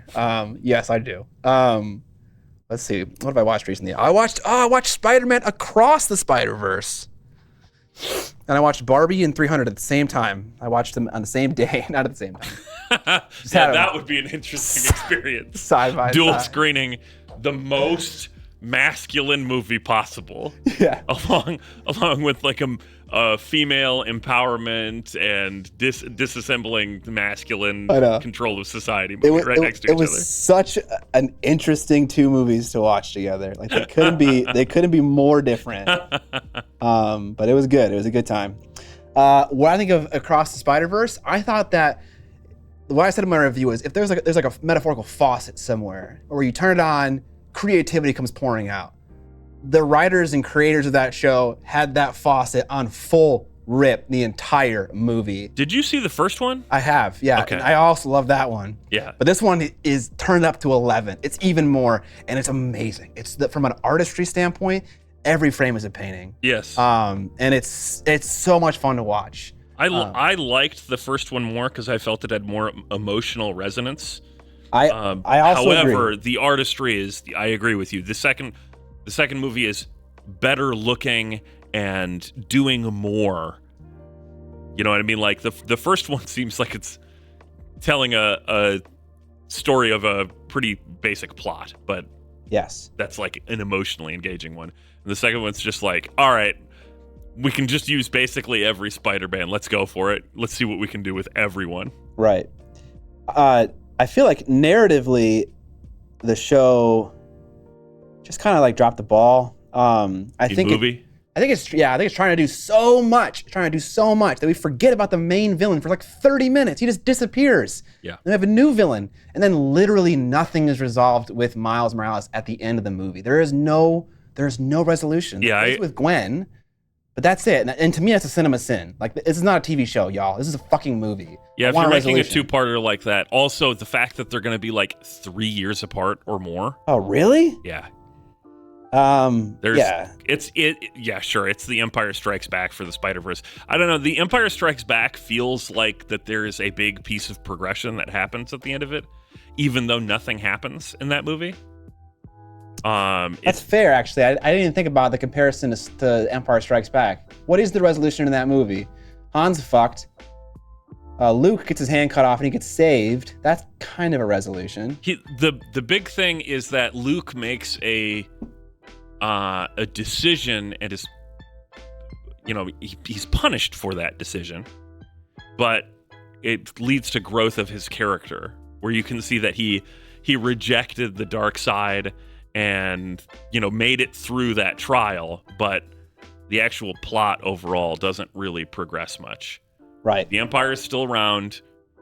Cloud City has fallen to the Empire. Nothing really happens other than we went to Cloud City and then stuff happened and then we left Cloud City. It's like the most brief summary of the actual plot of that movie. Yeah.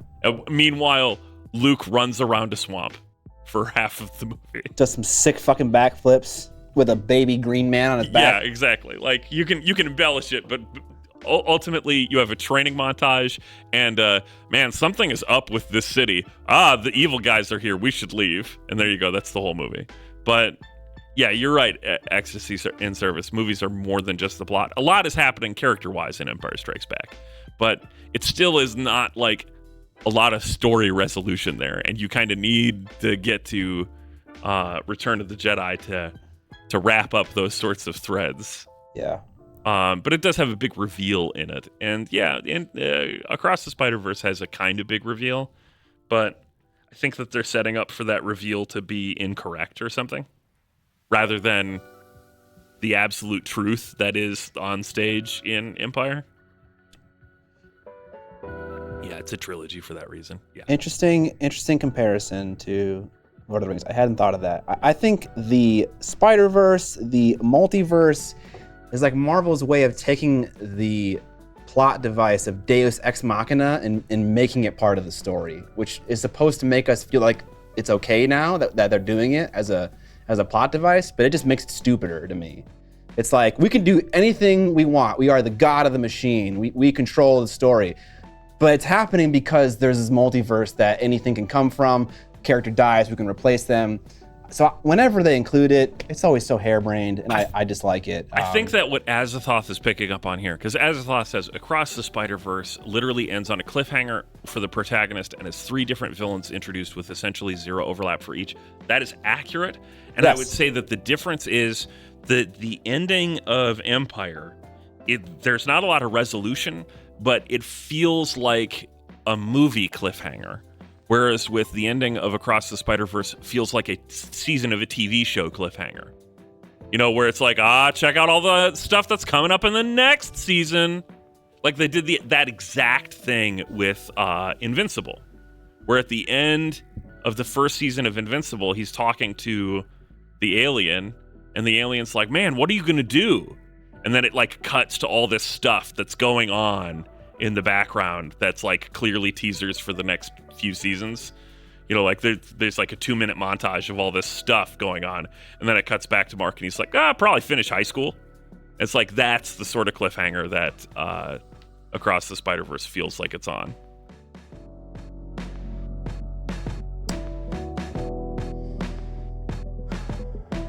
Multiversal shenanigans are just lazy writing. It feels, I kind of agree with that. Well, I only agree with that if you're using it to just like get out of trying to write a good movie.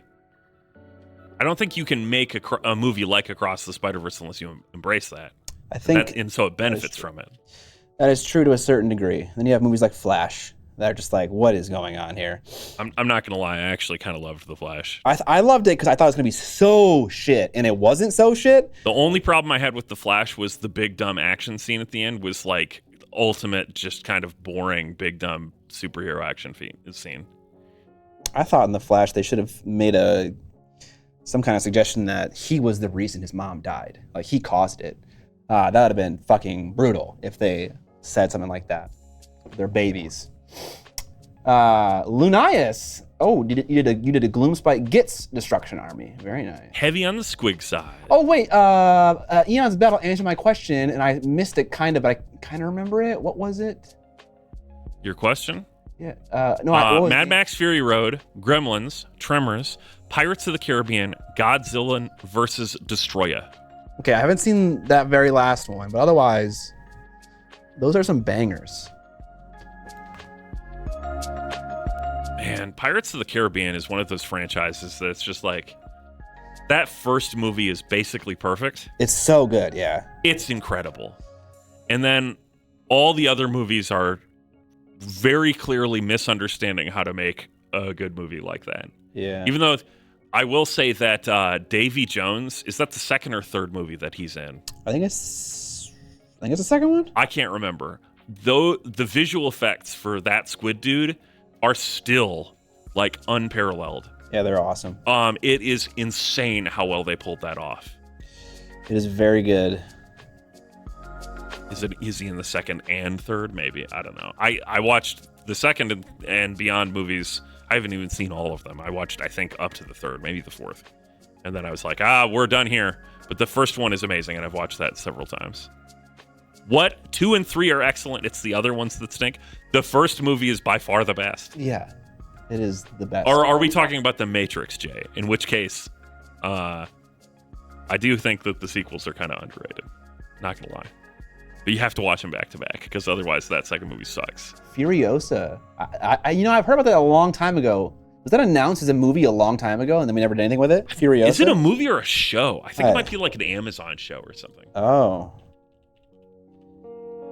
Furiosa Mad Max Saga. Maybe this is a movie. Is it George Miller? I don't know, man. Yep, director George Miller, comes out in May. Nice. I'll avoid the trailer. I tend to try to avoid trailers for movies that I have a good idea that they're going to be good. Like I try and just avoid trailers at all now. Yeah, I mean, I watch them for horror movies to get like an idea. Sometimes if I have no idea what's going on, and then I'll like stop them midway through if I know like this is gonna work for me. But for Dune in particular, I haven't watched a single one of the trailers yet. I just want to be surprised. I feel like if you know that you're interested in a movie, you just shouldn't watch the trailer. I agree. I feel like trailers. There was something. It was one of the holiday movies. Shoot, what was it? The Stay Behinds or something like that? I feel like trailers nowadays just show too much. Like They've always shown too much. And The Holdovers, that's what it is. It's like a heartwarming holiday story type thing. Sure. And that trailer was shown before Killers Under the Flower Moon. And it was quite literally the whole movie in the trailer. Yeah. Including stuff like after whatever resolution that the characters come to like come together. Because it's like the your dad died and you're here at the boarding school for the winter. Maybe we should bond. And no one likes me even though I'm like a good teacher or whatever. It's like the whole movie in 90 seconds. Thank you. Yeah. I definitely didn't want to experience that actual character development if I decided to go see that movie. Yep. Miniatorium says, next year's going to be grand. Dune Part 2 and Furiosa. Heck, I might even go out to the movies next year. I am definitely going to go to the movies to watch Dune 2. Dune Part 2. Oh! I try to avoid trailers if I have the tiniest interest in the movie. Dune is different, though. I spoiled myself by reading the books years ago. That's fair. Hot take counterpoint, if a movie has to rely on surprising you in order for you to be entertained, odds are it's not a good movie. I agree with you. But I think it adds to the experience, and I'm just making a decision for myself personally that I want to be surprised by the production design, the costuming, the setting, the visual effects. I just want to see all that stuff for the first time while watching the movie. I agree on that. It's not that it needs to have the surprise to be good. Like, so if it isn't good if you know the surprise, it's not a good movie, you're right. If it is good, but made even better by being surprised by it, then it's just elevated by it, and I don't want to ruin that. Yeah. Right? Yeah. So like that's why we're being cagey about like the stuff going on in Scott Pilgrim. It's good. I'll happily rewatch that at some point in the future, knowing the stuff that's going to happen in it, because it's well made and enjoyable and entertaining, and the character designs rock, and the fight scenes are great, and the music is awesome, and the voice cast is fantastic, and all that stuff. It's still good, but being surprised by what's happening because it's not just a remake of the movie was cool. And then I was like, I don't know what's going to happen next. That's a cool feeling. What was that second bust? Oh, this is Maeve, Maeve, from Chimera Models. Well, we're on our way to that. We haven't had a sub in a little bit here, but another 49 of them, and we'll give that away this stream too. Yes, we are giving this beautiful bust away from Chimera. Big 200 millimeter tall, 1:8 scale bust. It's huge. Not as big as the Cthulhu bust, mind you, but still very large for a bust. Normally busts are... I think its overall height is more than the Cthulhu bust, but obviously the Cthulhu bust has some girth to it. We can compare. We have them together. Looks a little bit taller. Looks, yeah, a couple mil taller. Because she's got wings. Oh, and wingtips. Don't look at you, Monument. Jason.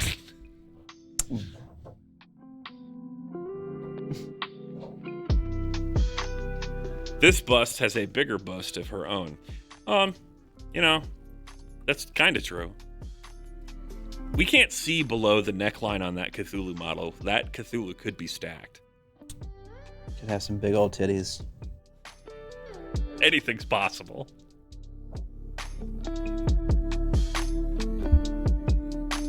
Guys, I don't know if you feel this way about YouTube lately, but I feel like my subscription feed and my home feed just have nothing good in them.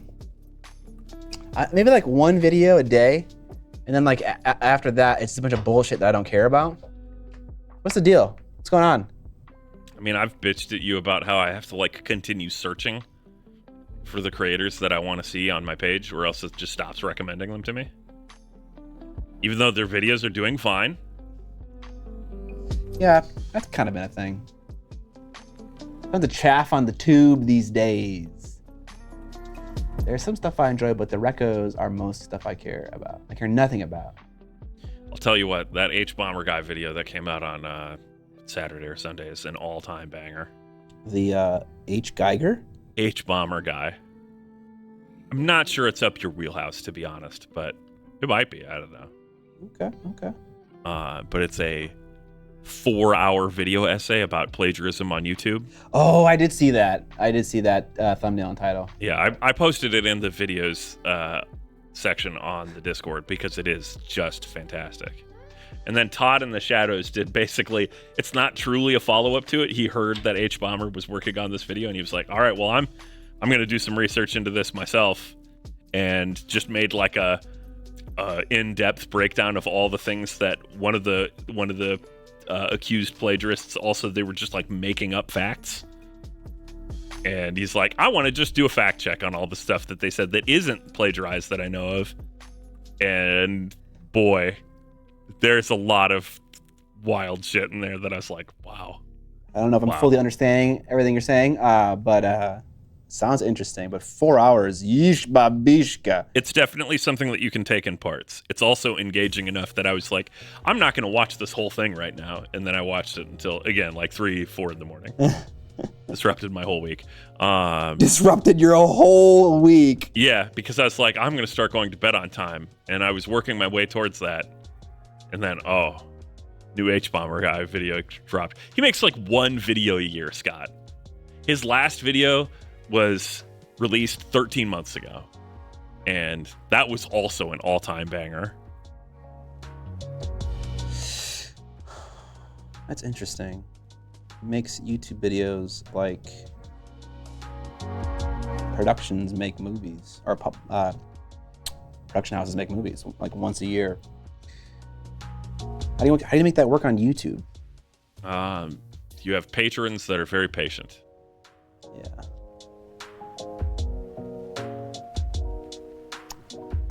Appreciate the That's true. He has a whole link of stuff.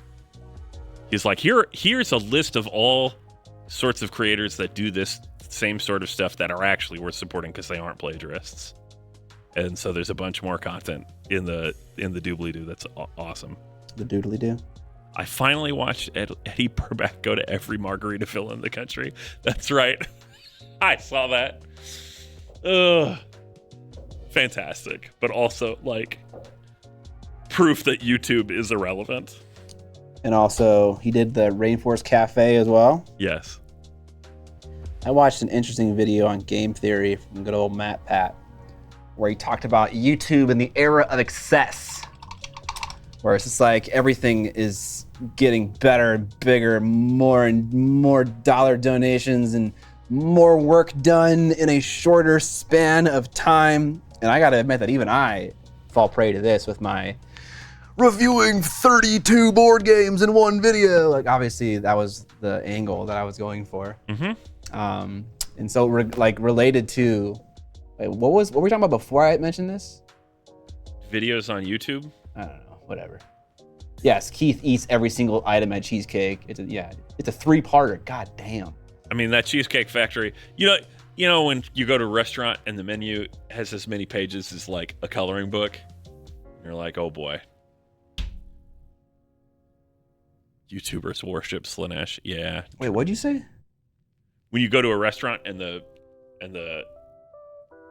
menu has more pages than a coloring book. Oh god, no, that's terrible. Yeah. That's Cheesecake Factory, where you're like leafing through the thing. Yeah. It's like the New Testament. Yeah, ring-bound menu. That is never a good sign that you are in a good restaurant. But it's not a sign that you are necessarily in a bad restaurant, though. No. It's funny because it used to be a sign that you were in a good restaurant. Really? Yeah, there was an inversion point where the finest dining, way back, we're talking like 100 years ago, the thing that elevated the finest dining was that they had options, and not just options, they had like lots of options. And then, actually, it wasn't 100 years ago, it was more like 7 years ago, and that started to switch in the 70s and 80s. But yeah, like that was always the thing that separated like a professional, like real restaurant from something like the food you would get at like an inn or whatever. The food there might be great, but the menu would literally be, we made these two things tonight. You can have the stew or you can have the beef brisket. That's what we made. Those are your choices. It's just the specials. But it's switched over time. Limited menus now are generally a sign of quality.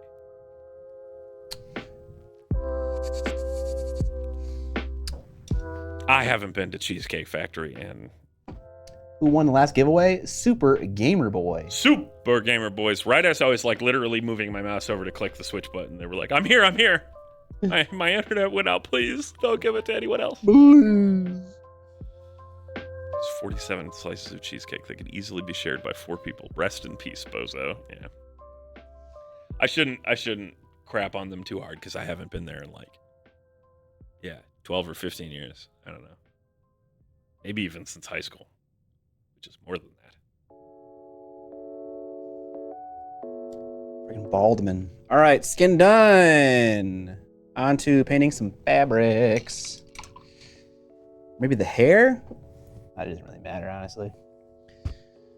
All right, so the way I painted this first unit, I kind of just did whatever. There's so many I don't know, there's so many layers of stuff, and they're all different textures, and they're all ragged, and it's like, is this like seal blubber? Is this cloth? Is this leather? Who fucking knows? It doesn't matter, at the end of the day, it doesn't matter.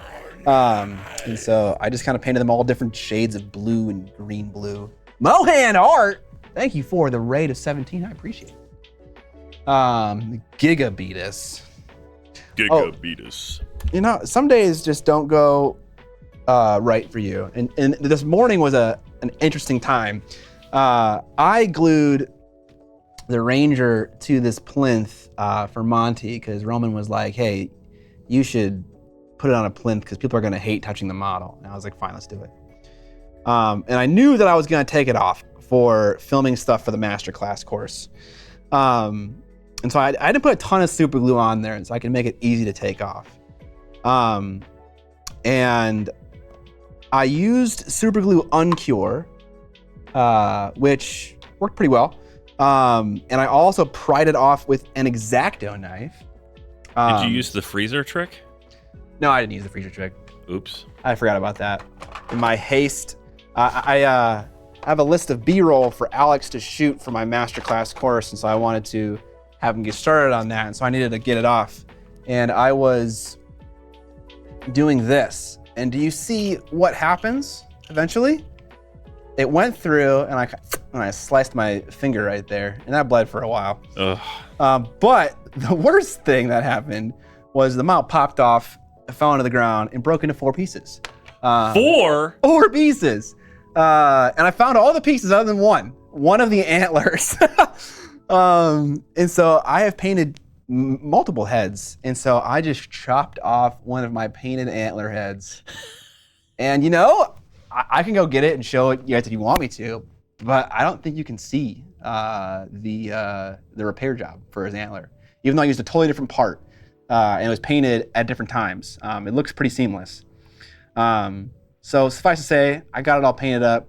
I got it all super glued back together, and I don't think you can tell that it was broken. But that's the kind of thing you don't want to spend time on, when you're in a busy work day. It's like I did not budget time for me to fix this broke-ass model. That's my fault, I hate that. So not to Monday morning quarterback here, but the part you definitely should have been holding was the mini, not the plinth, because that's the valuable thing. You don't want it to drop free. Sure, yeah. And don't cut towards your own fucking hand. Too late. I already did it. Next time. All right, let's spin this palette around. Oh wait, I wanted to quickly paint his foot wrappings with a contrast paint, because who cares about the foot wrappings? I care. Scouting rule number 1, cut away. We're gonna take some of this, some satchel brown.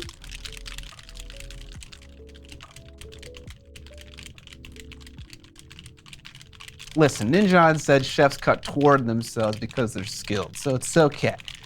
I think some grandmas will cut toward themselves. This is called grandma style cutting, to like cut skin off apples and stuff. But I don't know if professional chefs really do that a whole lot. I'm sure they do. I'm sure they fucking do. But most time when they're cutting, they have their hands protected. If you're chopping doing down. The claw. Yeah, if you're chopping downward, your knife runs on your knuckles and your fingers are tucked in, and so you're not cutting toward your fingers, just with them as a guide. But I'm sure there are some pro chefs that do it. You're on the menu. Did I send you the pizza axe, Scott? The pizza axe? I don't think so. I sent that to a few people last night. It's a 8-bladed axe that is for cutting perfect pizza slices. Oh, it's just It's just a giant 8-bladed axe. Yeah. You swing down and cut the pizza. It's on an actual handle and stuff? Yeah. Dadbod Nap God subscribing. Dadbod Nap God. Pros get to break all the rules. Break all the rules. Thank you for the sub. Appreciate it. Real skilled chefs juggle their knives. It's the only one true appropriate way. I don't know, Jay.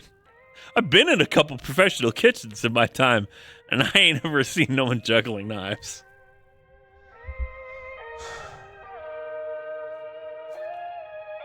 Cutting away is only when you can't control the blade, but when using a paring knife, you have control over the knife. It's actually really hard to cut yourself. I'll use an X-Acto knife like a paring knife very often while I'm trying to precisely cut things, like little bits off, like when I'm cleaning models and whatnot. And I will say that when I put a fresh blade in and I do the classic, this move that I'm sure you all do, by the end of that session, my thumb is pretty fucked. I don't know, definitely feel like I would cut myself with a paring knife in the same way, Yeah, I don't do that. I do it. I sacrifice my body for the craft. Where's your commitment? All right. Sometimes you don't have to commit 100% to get 100% results. That Work smarter, not harder. is an interesting thought. You don't have to commit 100% to get 100%. Okay. It's what's the equation I'm trying to think of here? The 80-20? No. Another raid, Scott. Oh, hello. Kira, thank you for the raid. I appreciate it. What was I saying? No, I was thinking about like the equation for like acceleration. Not all the acceleration has to happen at once. That's sort of what I mean. Is Okay. like I can get to 100%, and if I take a little bit more care, it might take me a little longer, but I won't have permanent damage to the surface of my thumb.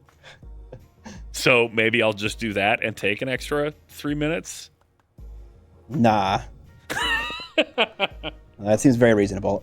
Thank you for the raid. If y'all are tuning in right now, we're doing a giveaway when we hit 50 subs for this beautiful model named Maeve. She's so big she doesn't even fit in frame. From Chimera. It's a big 200 mil tall bust.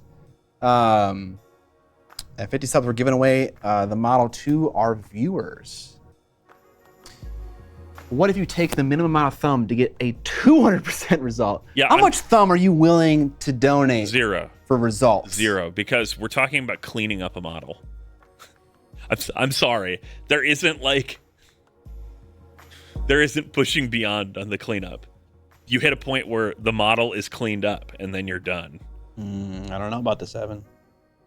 Well, I can know for both of us then, Scott. This is not painting, where there is always potentially more artistry to be done. I feel like I could definitely argue a point, but it's just not worth it. Jay, I'm a rude dude. We haven't met in person, but I think that most people would agree that I'm actually a pretty rude guy. You're rude? Yeah, I think so. Are you taking pride in this? No, I just think it's a character flaw. Oh, okay. My general brazen ability to crash through walls is probably considered pretty rude. Kool-Aid man. Yeah. I'm not saying I'm rude on purpose. I don't like walk up to strangers and fart on them or something. Fart on them. I don't know. That's awesome. It would be very rude. That's why I said it. Yeah. Definitely, dude. Power move. Power move. Yeah, exactly. We talked for an hour at Adepticon. Fuck, Evan, you don't remember fucking talking to Jay for a fucking hour, bro? That's true. You know what? You're right, actually.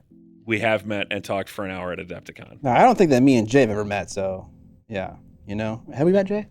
You mean aside from the interview that you did with him at Adepticon? Aside from going to his fucking house and playing Kill Team with him? Yeah. No, I've met Jay. He's a good guy. He's a good guy. He makes good videos on the internet. All right, that's good enough. Let's paint some strappy straps on his waist. Fucking, I can't get over the power move of farting on someone. I mean, we all learned that that's a power move from Monty Python. Dude, farting in someone's general direction. I fart in your general direction. Love that. Yeah, I was very rude to Mike Genie. I don't let him get Portillo's. How could you? It's like the whole reason to go to Chicago. This is the meme that will never die. We have Portillo's here. It's the whole reason to go to Chicago and Minnesota. Oh, okay. Or really like most of the upper Midwest. It's the whole reason to go to the upper Midwest. I didn't get it for myself. Someone else got Portillo's and I said, pick me up a hot dog. You could have done that too. Was that person asking Mike Genie? Maybe. I see how it is. I'm on Mike's side. I'm on Mike's side too, honestly.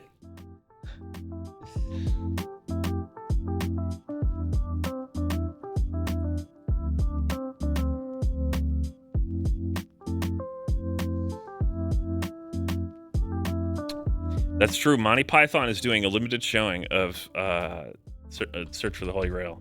Oh. Tomorrow in theaters. I wonder if it's playing at the theater near you? White Bear. White Bear Imagine. I don't know. I think it might be like a Fathom event or something like that, which would mean it would probably be at the Roseville AMC. Okay, I got you. I don't know. I know that Kevin from Paint Night is going, and maybe someone else. Kevin! My man, Kev. Our mascot.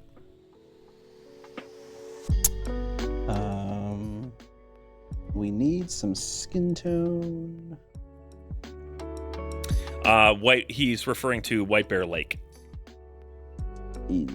Yeah, it is not the name of a strip mall. It is the name of a second ring suburb.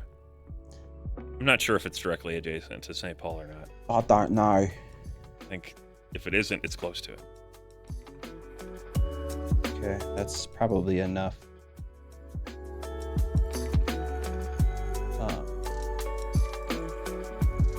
I don't know. I've seen that movie enough times that I don't feel like I need to see it in theaters, but it is pretty great. It also is, my guess is it might be sold out. Because Kevin's been talking about this for a while.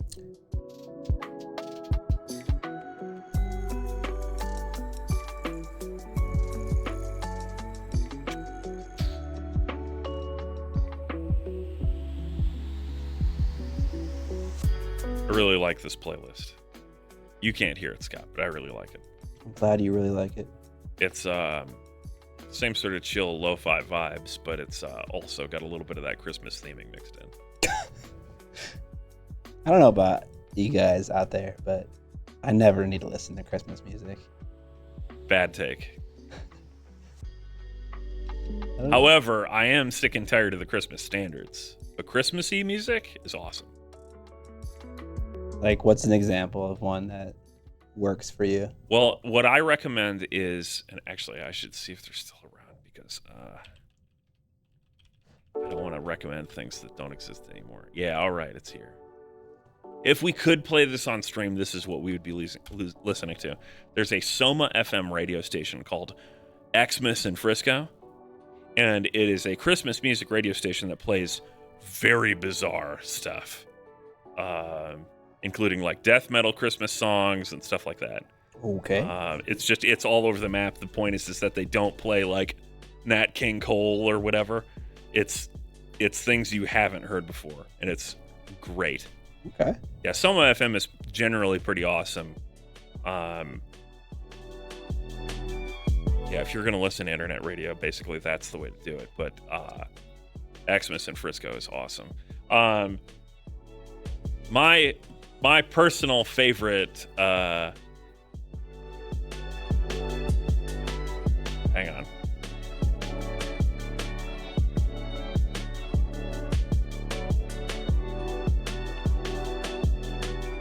I want to see if I can pull up pictures of this before I start talking about it.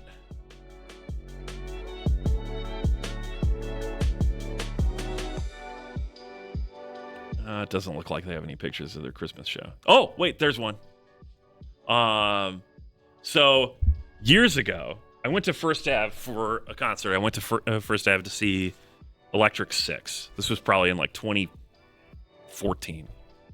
And they had like on their upcoming shows, like 2 days later, Elvis, the Mexican Elvis, was coming to play for his Christmas tour. And I was like, yeah, fuck it. That sounds crazy. I'm in. And it's the best show I've ever seen in person. It was absolutely buck wild. Let me pull this up on stream so you can see. This is just like a promo picture of it. The guy did so many on-stage instant costume changes. I thought, like, surely this is the last one. He had like a Santa costume underneath something else underneath the Santa costume. Yes, Elvis, the Mexican Elvis. My local game store has been blasting Santa Senpai. Jesus Christ. That is funny.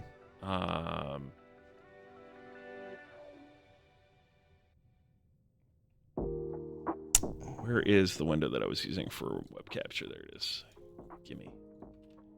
Gimme. So just to give you an idea of the energy that we're talking about here, Scott, this is the coverage of it. Go away. Woo! Burning. Yeah, there were Christmas tree. pyrotechnics. He had the Elvets, which was like his dancing girls. There was a giant, wacky, waving inflatable tube Frosty on stage. It was just an insane high energy show. Yeah, that sounds crazy.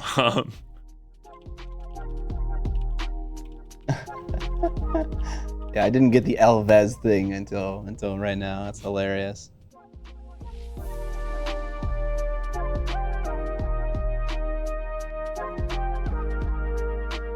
And they were all, of course, like rethemed Christmas songs. So like, I'm Dreaming of a Brown Christmas, just like the ones in Mexico. Nice. Yeah.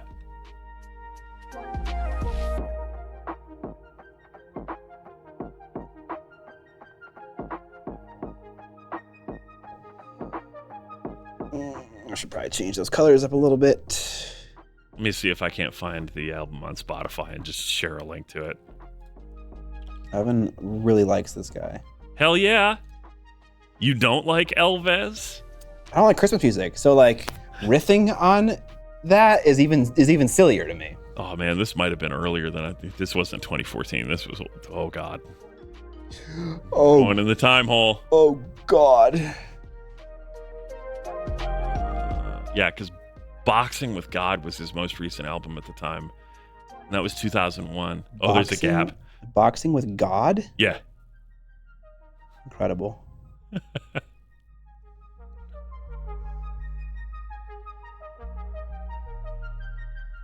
Merry Mexmas. Yeah, this is it. 1994. Man, this guy's been at it for a long time.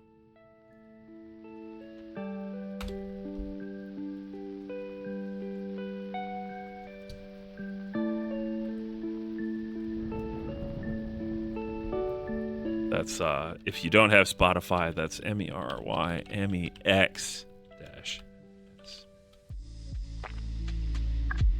Oh, I put an extra Y in. Thanks, keyboard. It's not good, but it's great. It's how I would describe his stuff.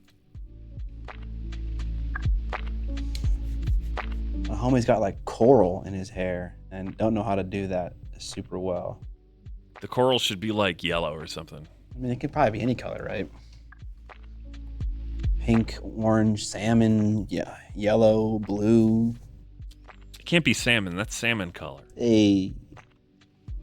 I need more blue colors. I only have like 2. I need a different one. Scott, Yes. I feel like this one's for you. My friend was always annoying me with bird puns. Yeah? But I decided 2 can play at that game. I don't get it. Scott doesn't know what a toucan is. Okay, nice.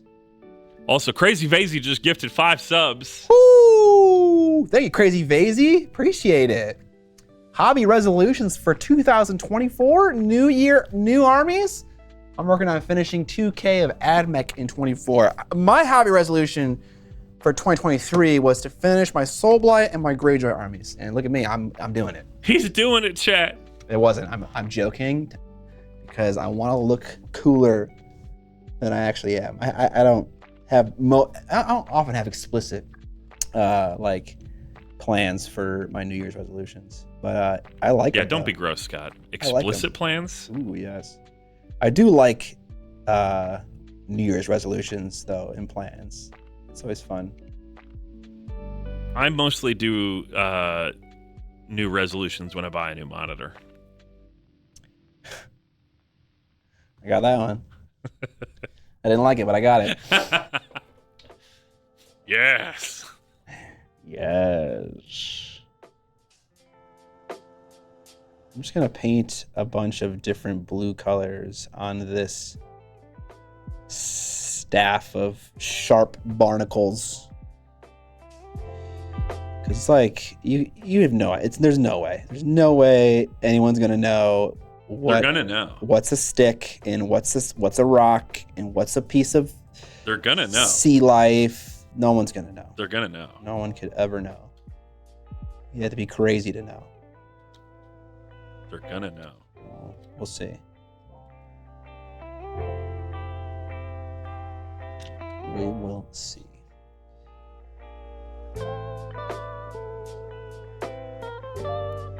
Oops.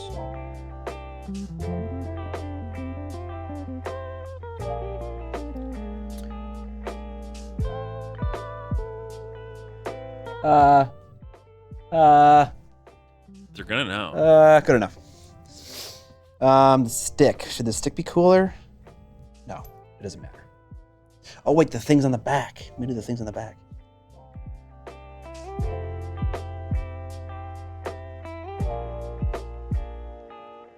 Scott, what do you call a guy with a rubber toe? I don't know. Rubber toe? I don't get it. I'm not selling it. It's rubber toe. Roberto. I hate it.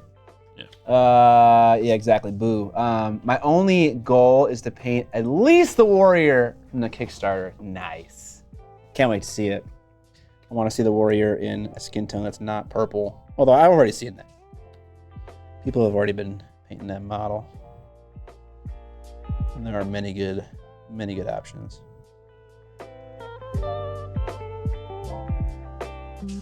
I still think the one where he's licking his lollipop is my favorite. It's a good one. It's definitely a good one.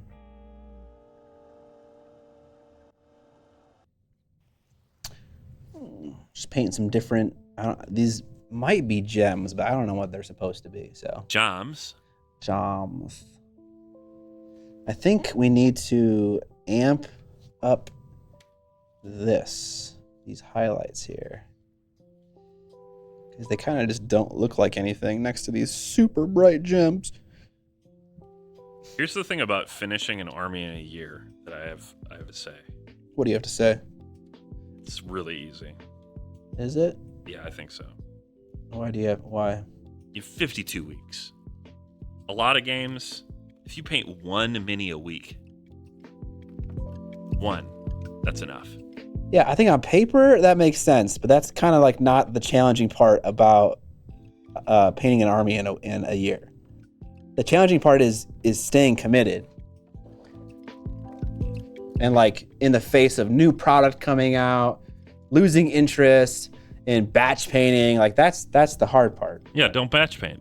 If you're painting one mini a week, go in whatever order you want. Just paint 2 hours on a mini once a week. I mean, it could get boring. Impossible. It isn't the amount of work that's the challenging part. It's the constitution required to keep with it. I'm not sure that that's true, but maybe it is for some people. I think when you're blasting through an army all at once, it requires a lot more constitution. You know, where you're painting it over the course of a month, where you get really, really,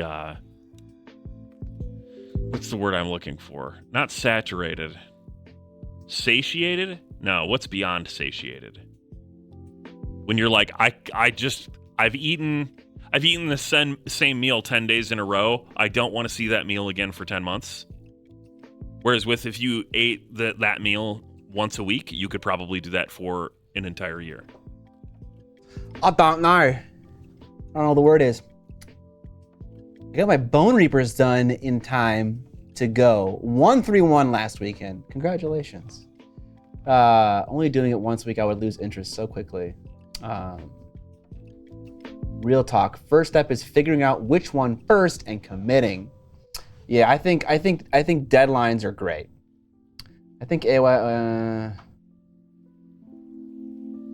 Low self-esteem. I like that. I didn't see that because I was organizing these cards. I feel like, I don't know. I feel like I really struggle with long-term projects. I struggle with managing them, parsing them out so that I'm doing like the right amount of work over the course of time, so that I'm not doing a ton of work either in the beginning or in the middle or the end. Like that's not a skill I possess, and so. Yeah, but what if it really was? Hold on, let me finish what I'm saying. Right. If I were to say I'm gonna paint an army in a year, that would actually be personally bad for me, because I would leave all the work until the end. Yeah. So I feel like a New Year's resolution is kind of like, it's almost like a lie to myself, and I know I'm not gonna finish by the end of the year. So I like to just paint armies. I don't want to give it a time limit, unless it's like a pressing time limit for a tournament or something, because then that helps me a lot. I'm really good at hyper focusing for short periods of time. What if the New Year's resolution wasn't I'm going to finish this army by X date, but was I'm going to paint one mini from this army each week for the whole year? You're going to paint 52 miniatures in whatever theme. 52 miniatures? Yeah. Is that where the name came from, perhaps? Mm. No, I think we asked him that question. Hopefully my ADHD will not let me down. It will. It will. Yeah, the quarterly challenges on the Discord are interesting. That's why I dig the quarterly. Yeah, it's a lot of time, but also not too much time. Yeah, the challenges should not take you a quarter to do. They are like I don't know, between a week and 3 weeks of effort over the course of 4 months, and you kind of pick and choose. You kind of fit it into your hobby and when it works for you. All right, what were you saying, Evan? I don't remember. Okay. I was saying something about the resolution being to paint one mini from that faction every week. Okay. I just feel like that changes what the goal is, because it's no longer like, oh yeah, I have this list and I have to have it done by December 31st. Well, it's all right. I can procrastinate. I can do it. I don't have to do it right now. No. You have to do one this week. And you have to do one the next week. It's kind of like the resolution difference between at the end of the year, I want to have lost 30 pounds versus I want to keep track of what I'm eating every meal. Right? Right. Okay. One is setting you up for success and one is setting you up for failure. Sure, yeah. 52 miniatures is the amount of Stormcast in the Soul Wars AOS box. Yeah, that sounds right. That sounds familiar. Soul Wars.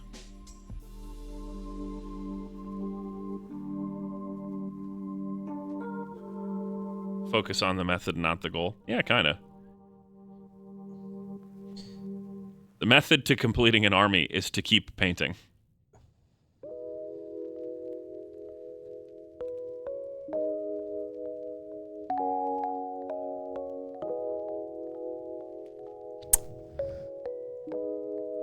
Okay. One drowned man done. On the other dudes, I had like a little bit of a two-tone effect going on, where like this guy in particular, the one model I just painted, that was a unique model. The last Drowned Men squad that I had didn't have that model in it, which that was kind of surprising. I didn't know that with the units that were like 3 guys on a tray, that there would be any diversity between the trays, but there's a couple different guys in each one. There's like 5 sculpts total, right? Something like that. I actually don't know. So far I've only encountered 4, but maybe there is a 5th one somewhere. It's something like that. Even, like those the War Machine type trays and stuff, those have some variance between them. Like the Mammoth box, it's 2 different mammoths in there.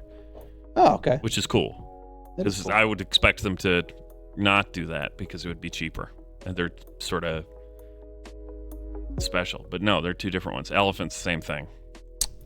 That's cool. I like that. Yeah. Any ideas on my matte varnish? Is drying glossy? Shake it more. Is it an airbrush varnish? If so, give it a, I mean, even if it isn't, yeah, Evan's on it. You just shake it more. You know what matte varnish is? What is it? It's gloss varnish. It just has a matting element added to it that separates from the actual gloss varnish. Or is gloss varnish just matte varnish with gloss added to it? No, because it all defaults to being gloss.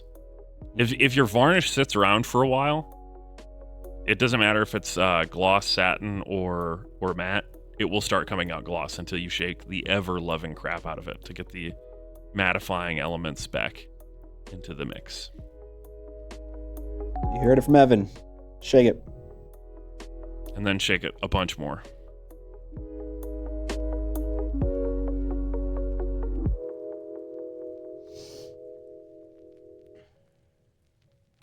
Okay, let's get some mattifying. Mattification? The mattification of the paints. When you lick your brush and it's got matte on it, you become a little bit matte. Jim Crimmins says, I write down a whole bunch of goals and knock out what I can, fully realizing That large chunks of my list won't happen. I also do that. We have a monthly sprint planning meeting where I will plan work for myself to do. And I didn't realize that I did this until like 2 months ago. I always plan more than I'm able to do, which maybe that's a good thing, maybe that's a bad thing. Maybe it allows me to shoot higher so that I end up at a higher place than shooting low and end up even lower than that. But yeah, yes, Eons of Battle is here. The famous Eons. Jay, you forced Agile Scrum onto your team? Absolutely, dude. I'm not a part of those meetings. I need to have some way to know that, like, I know what people are working on. Everyone has a clear vision of what is happening, and so that I can also monitor how much work people are able to finish in a given time period. You know, then I know what to assign them, how to manage my expectations based on that. So I think it's very helpful for me. You'll use Jura. Scott, the Scrum Daddy. Yeah, Scott did come from the developer side of things. The developer. I use Trello because it's free and it works.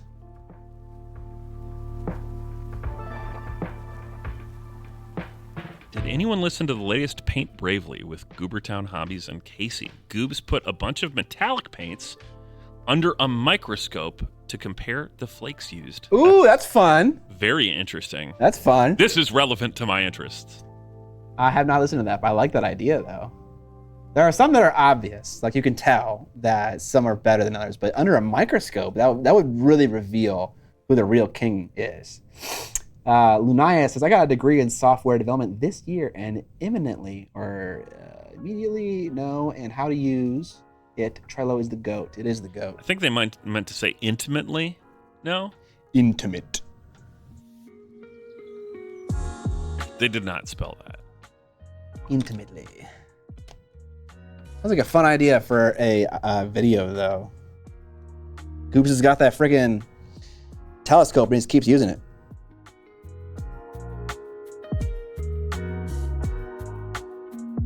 All right, so we got this brownish reddish color. What happens when I mix a baby blue into it? Obviously, it's going to desaturate, but is it going to kind of turn into a kind of a purpley highlight, maybe? What brown red is that? Is it like hull red or something? It is whole red.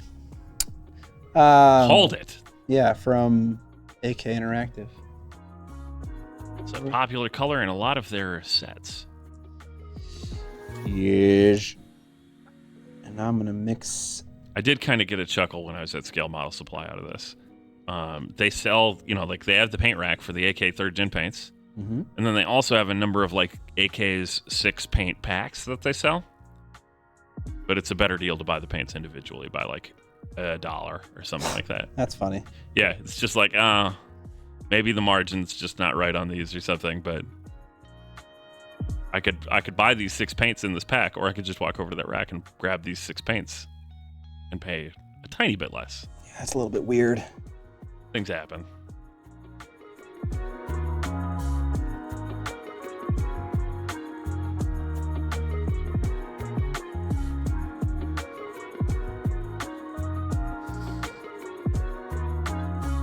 Yeah, no worries, man. No worries about spelling things wrong.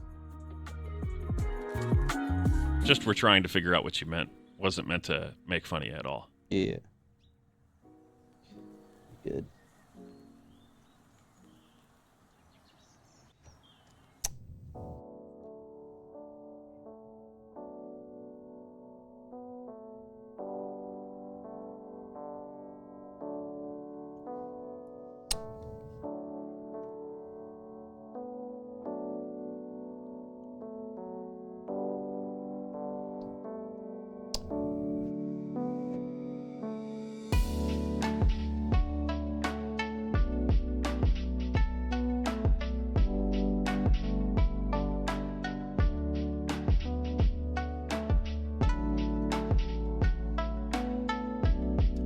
Chat, what lightsaber stance do you guys use in Oh, Ash with the dono. Hey Scott, have you used the DaVinci? I can't see the rest of the question. DaVinci Miniature Maestro 70 brushes. I have become a pretty big fan.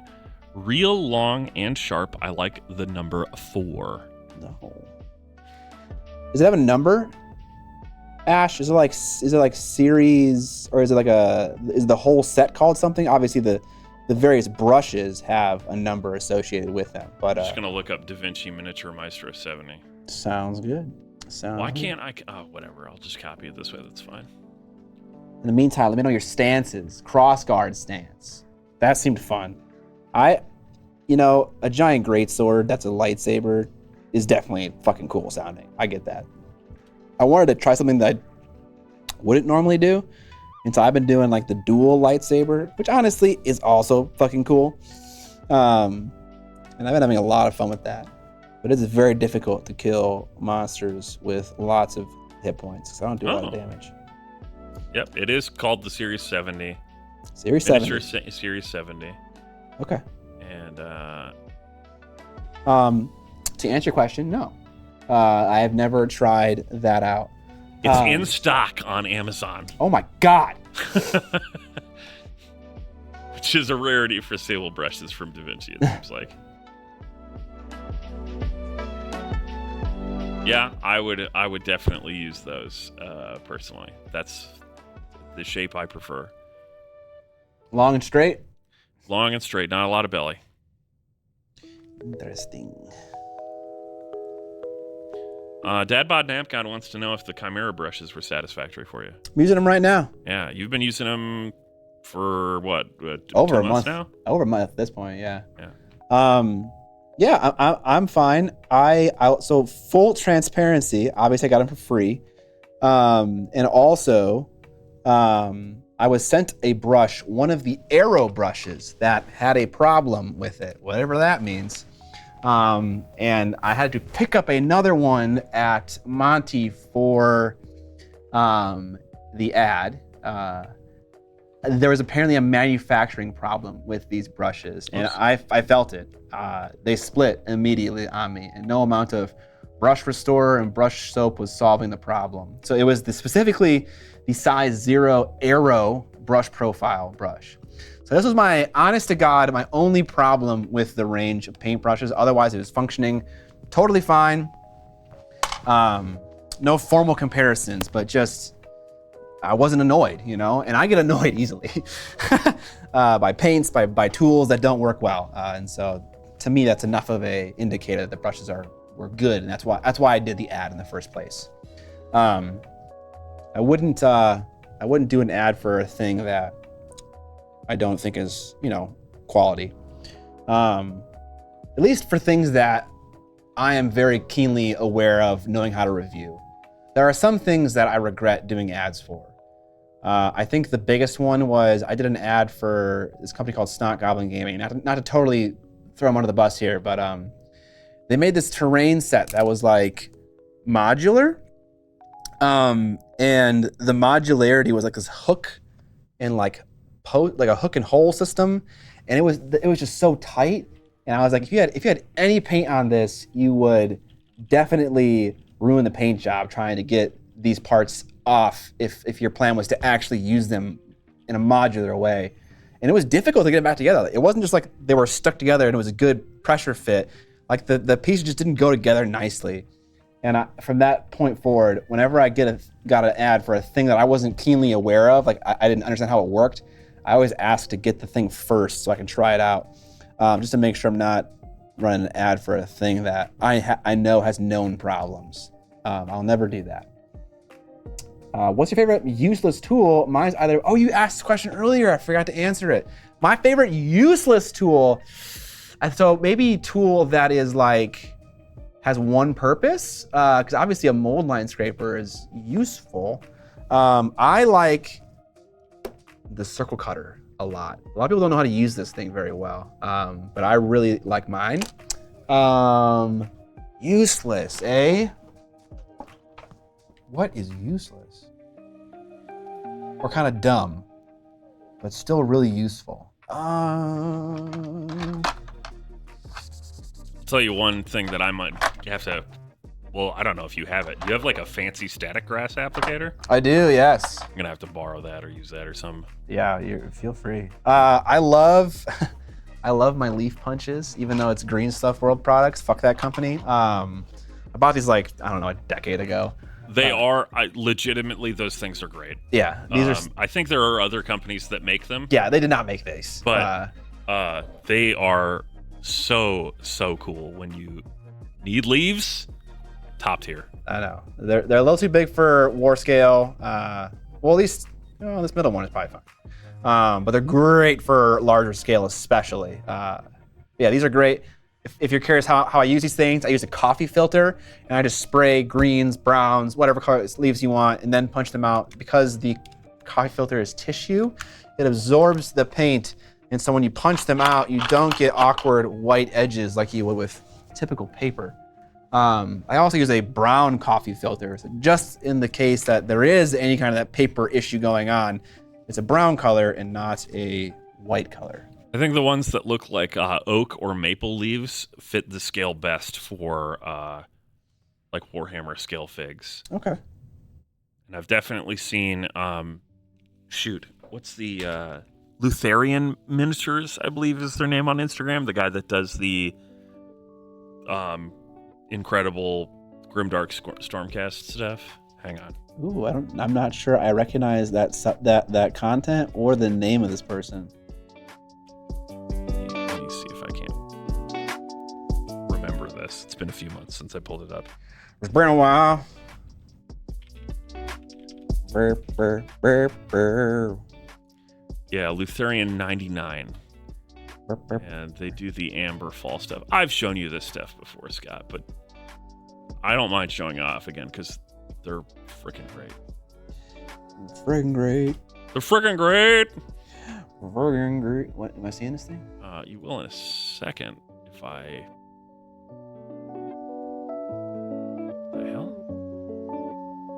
The hell? Ah, I see. I was putting it in the wrong one. Oh, Instagram, how I loathe you. On PC. It's just the worst. I have not tried the WoW stick. Hey, that looks nice. Yeah, he's got a whole series of these. But yeah, he's using this Green Stuff World or something similar punches to get leaves on the bases of these guys. Yeah, I love those, the scroll work on the shield. Super cool. 100% my favorite Stormcast army that I've seen is his stuff. Why didn't you paint your Stormcast like this? Because I had my own scheme in mind, and I now have regrets about it. Could you change it to be kind of like this and kind of what? I do have another like 5,000 points of unpainted stuff, so maybe there will be a second Stormcast army that's more in this style. Ooh. I'll tell you what, I actually think that this is easier than some of the stuff I was doing. Aside from, obviously, the good freehand work on the shield and so on. His guides for how to do metallics like him, this is a look that is very achievable without a ton of work using oils and other stuff, which are things that I'm familiar with doing. So, yeah. Highly recommend checking it out. I'll let's pull up the actual page and I can check it out. You'll like it. It's good. He does other stuff too, but it's mostly this. All right.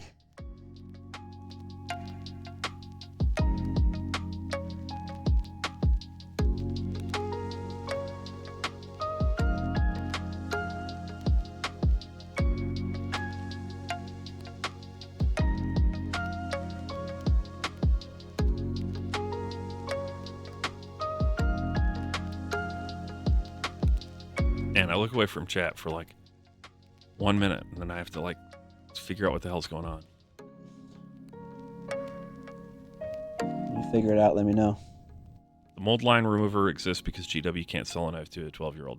True for the GW one. Yeah, I've never been a fan of that tool.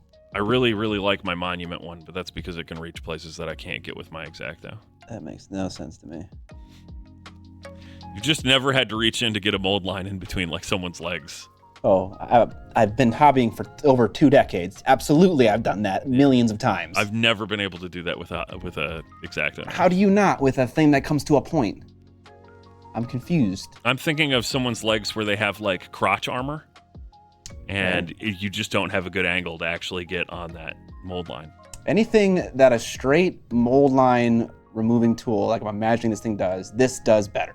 No, because that you have to push to scrape. You push along the edge. Whereas with the mold line scraper from Monument is a drag tool. It is like a claw that you can drag out of a space. Yeah. So you can cast it into a very small area and then get a mold line off. I mean, this blade can go, you can push or you can pull it. When I use it, I'm scraping it toward myself. Right, exactly. And you have to approach from the side to get the blade to engage. I mean, you don't have to. You can use it in a variety of You can slice, you don't gotta scrape, you know? It's a knife. You can do whatever you want with it. I just feel like we've had this conversation before, and I feel like you're just not understanding what I'm talking about. That's fine. Also, we can have preferences. That's also true. But I honestly feel like Rufus says, I don't even use the blade side for scraping. Yeah, you can scrape with the back of the blade on a lot of stuff too. I have never been using an X-Acto knife and have wanted for more. And I have assembled thousands of models. All I can do is shrug. I am willing to admit that other people might have a preference for a different tool, though, that I've never been wanting.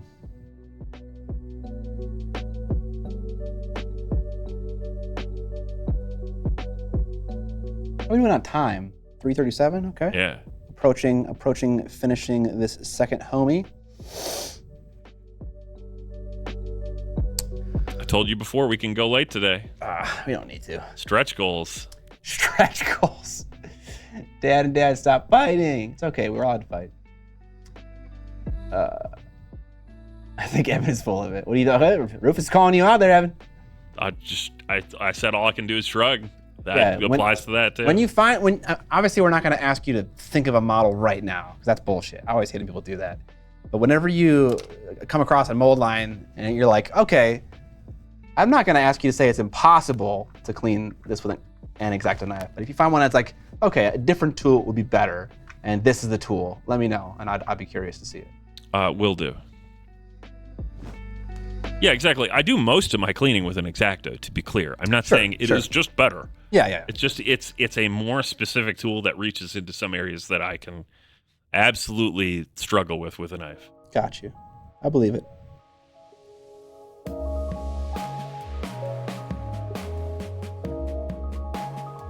And those things would have been really easy to clean up with a knife if I spotted it before assembly, but that's not how cleanup works. Right. I mean, I always have stuff that I miss. Always. Yeah. And every time you feel like an idiot, too, because it's, like, so obvious. Something about changing the color to black, or a different, something maybe not shiny, just makes it so obvious.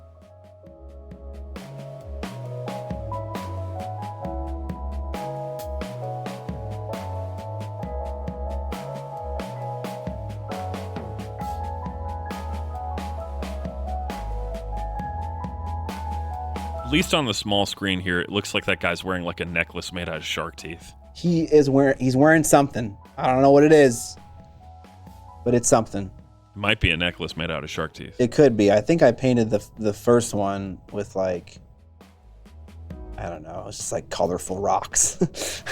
I don't know, just blues and teals and stuff. You want him to be like a hang loose beach, bro? With a necklace of What's shark up, teeth? man? I'm a Greyjoy, dude.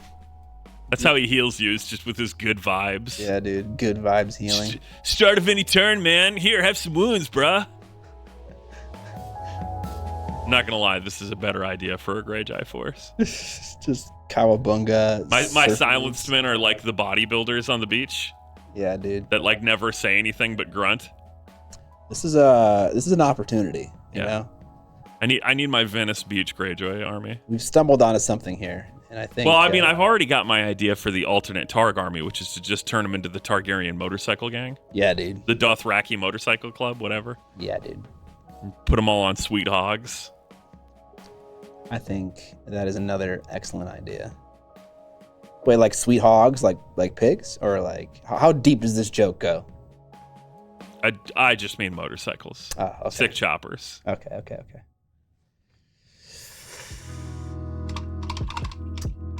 Are y'all familiar with the dual exo paints Ninjan uses for priming? They're really good enough to place normal primer. Honestly, Dual exo? never heard of that ever in my life. And I co-host a podcast with this man. Oh, this is that's right. Okay, I know what he's talking about. This is AK Interactive's new, like, I think it is supposed to be like Malthouse stuff. He seaweed. Hell yeah. It's got that deep green. No, primer is dumb. You don't need it. I feel like, I don't know. It's this stuff. I don't. They haven't sent you this. No. Okay. I have seen this. I have heard that it's a similar thing to like the Malthouse one for all. Wow. Lovable. Oh, Oh, loaf. thank you for the subscription. 31 months. My dude. Appreciate it.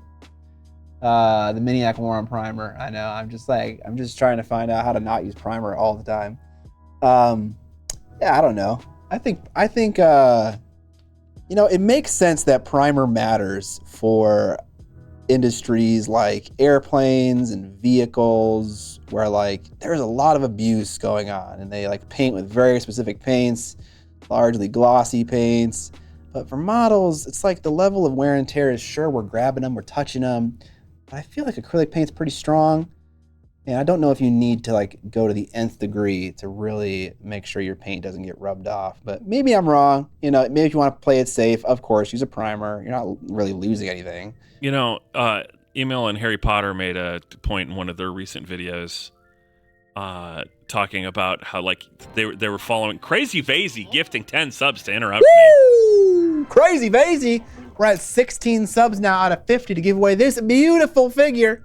Maeve from Chimera. They were talking about following up on like their or it was like things that they've gotten wrong in the past, and they're talking about using airbrushes for priming and how they just don't do that anymore, and they use the rattle can primer. Yeah, that I totally agree with. Yeah, exactly. I was gonna say it's true. I've never really had struggles with rattle can primers, and I think they make a good point that because they're not water-based acrylic paints in the rattle can primers, they have a bit more bite to them because they have a little bit of solvent in them that allows them to really latch onto a surface of a plastic mini better. I think that's absolutely true. Because all the airbrush primers are pretty mediocre at best at the end of the day. Even the good ones are still not as good as the rattle can stuff. I understand that part, Dad Bon Nabgod. I don't use rattle cans because I don't like going outside. Mm-hmm. Yep, I get that. For most of my minis, I don't use the rattle can primers, but they are better, I think. And the Vallejo cans are actually pretty amazing. Their spray is so fine.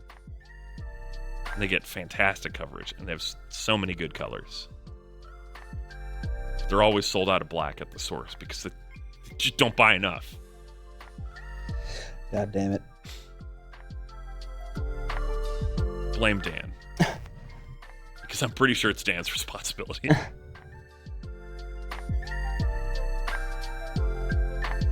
Yeah, like, the Dark Knight Prinny says, Squidmore was saying that he stopped using airbrush primer because he finds it just comes off models and rattle cans are better. I find that even good airbrush primer just needs so long to actually properly cure. I think the Vallejo airbrush primer is actually pretty great, but only after it's been on the model for at least 3 hours, and really more like a day. If you try and paint on it within like 30 minutes, I have had so many problems of it just being like, oh, I'm not actually done drying, sorry. I'm just going to leave and attach it to your brush. I wonder how much of aerosol primer being better is just the fact that when you apply an aerosol primer, so much comes out of the rattle can, and you apply literally a thicker layer of paint. Maybe, but I don't know. With that Vallejo stuff, I don't apply a thicker layer. I'm actually putting on a really thin. I feel like I put on more with the airbrush personally. That might be a user error problem though. How could that be true? because drink from the hose. Depends on The hose is the aerosol can, though. It depends on the aerosol can and it depends on the airbrush. Just spray the can inside, make painting more fun. Hell yeah. Yeah, I mean, I definitely use rattle cans when I'm like in a hurry. When I'm just chilling, though, I just use an airbrush because I'm like, I just don't want to get up and everything's just right here. So I just stay here and it works for me. Yeah, I've complained about it before. The Pro Acryl primer is not tough, but it is an amazing surface to paint on. If I could magic my way into that being a much tougher primer, it would be by far my favorite painting experience because it is so ridiculously matte and toothy. Put some matte varnish in it. Yeah, but in it? Inside of the paint. It's an interesting idea. That has solved all my problems when using just normal acrylic paint as a primer. And I'm not even like waiting more than 10 minutes to start painting on the model. Yeah. And I'm not rubbing paint off at all. It's just working. I don't know. I've also gotten better about relying less on putting my fingers on the actual model as I paint. Yeah. It's still necessary sometimes, but yeah, I do it when I am like needing lots of control, or if I don't have a handle to hold on to it, then I find I touch the model a lot. Liking a little bit of clarity here in the chest. There's a lot of things going on. It's hard to tell what the things are. Let's just apply an intermediate wash here just to see if we can make some of this stuff pop a little bit. Dreadnoughty wants to know if we'll be live on the 26th. No, I'll be in Wisconsin. So your opportunity to see Scott live won't happen, but I might be here. No promises. No promises. We'll see.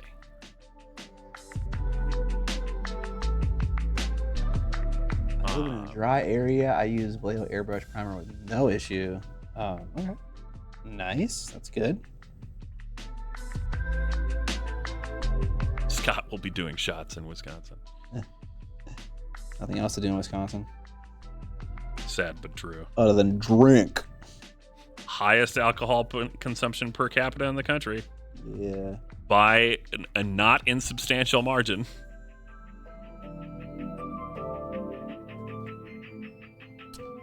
All right, that helped a little bit, kind of applying that localized wash right to all these chunky bits on his chest. Got some more chunky bits on his shoulders, but those are less important because they're not on the front side of the model, so who cares? Tubbikins is about to enter the Industrial Revolution with division of labor. He says, oh man, I was so excited my friend's wife is not into miniatures, but she's gotten super into doing terrain. It's an opportunity for team up. Division of labor, baby. There you go. Make the friend's wife make you terrain. That's right. I'll paint the minis, you paint the terrain, and together we get the gold. And together we will conquer the world.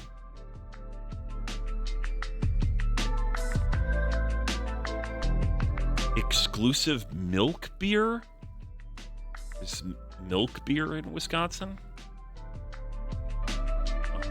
I mean, milk stout is a thing.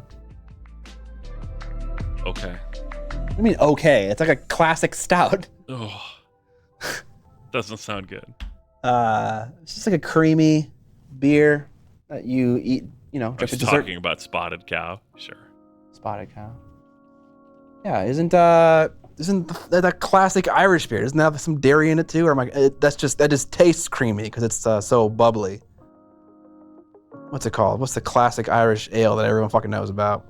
Oh. And it's all you do car bombs with it, and it's frothy. Guinness. Yeah, that doesn't have dairy in it, right? But it is creamy, right? Sure. I mean, creamy as a texture description. I don't think it has cream in it. It's Because nitro. Because it's nitro. Right. Yeah, that makes sense. Dead Medic 22. No dairy, just tastes creamy. Thank you, appreciate it. Milk stout is 1,000% a thing. Are you fucking with me? I said it was a thing. It's a type of bacteria they use. Oh, okay. Am I crazy? Did I just make that up, Mike Genie? I thought it was a thing. Maybe I'm wrong. They're just brewed with milk, lactose, but they're not. They don't have like milk in them. I don't think. Oh, okay. Gaslighting isn't real, Scott. Okay, fuck you, Pansy Bear.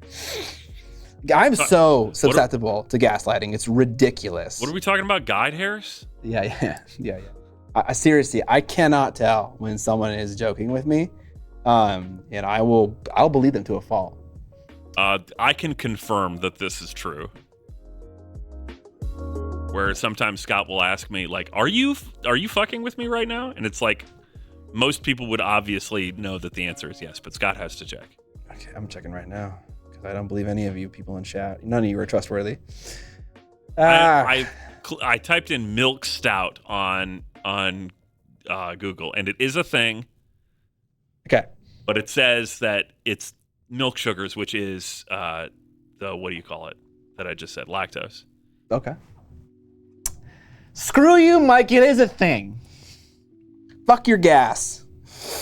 All right, we need to do some highlighting. Sorry, Cornflake Justice. No one in chat is considered trustworthy when they are in chat. Oh yeah. None of you. I can't trust any. I can't trust Evan. None is. It's me versus everyone, including Evan. I'm on your side, Scott. No, mostly. you're fucking not. You never bet on me for a game stream. Don't lie to me. I bet on you once. It was a mistake. Did I lose? It was quite literally accidental. See, I can't. Still trust on him. your side. I just always default to. I think it's polite to bet on the guest. Okay. It would be rude of me to bet on you, Scott. Would it? I think so. Would the guest know? Yes, because there's a little number next to my name in the thing when I chat, like when I do this. And are they gonna know what 1 and 2 means? Yes, because they're also colored. And do they know who 1 and 2 is? Yes, because it also shows up on the thing. And are they always watching the monitor? I don't fucking watch. I have no idea who 1 and 2 is. You know? Curtis always seems to know who bet on him and who. Curtis is he's a Twitch fiend. He uses Well, terms like all gamba. our guests are Twitch fiends. Yes. That hurts. Okay, it's only a Twitch thing, Leaf Strider. As soon as we leave here and we go to Discord, then I can start trusting people again. Yeah, no one lies on Discord. No one. Not a soul.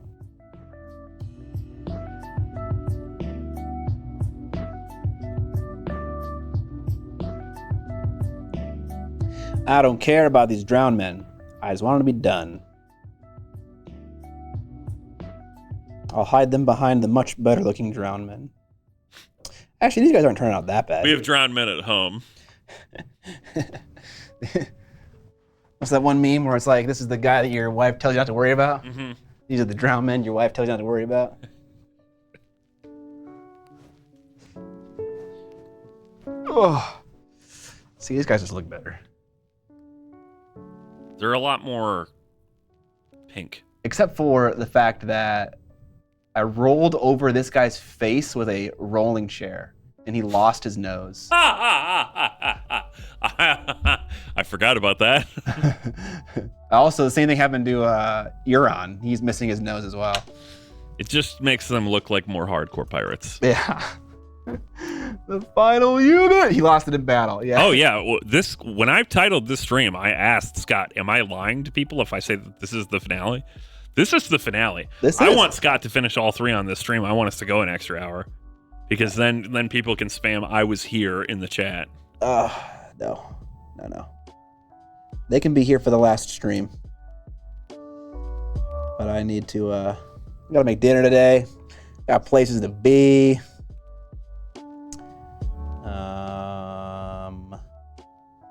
I do feel like I keep needing more, like, blue colors. Autumn sage, interesting. That's green, obviously, but You've been using and liking this Fnatic series, right? I kind of have a bunch of shit on my desk right now, and I'm just grabbing whatever it seems to. I'm just saying you haven't punted it. You didn't use it once and then go, not again. No, yeah. I will say that this might sound strange, but it doesn't dry gracefully. Like on my wet palette, when it dries, it kind of like gets gummy.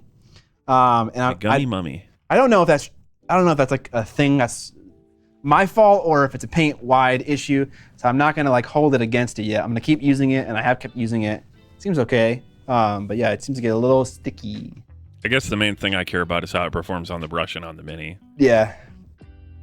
I think if I thin it with enough water, it works. Drowned in resin, rolled over with a chair. What's next? You can light it on fire. They do not respect my models, apparently. Right. Sacrifices must be made. Yes.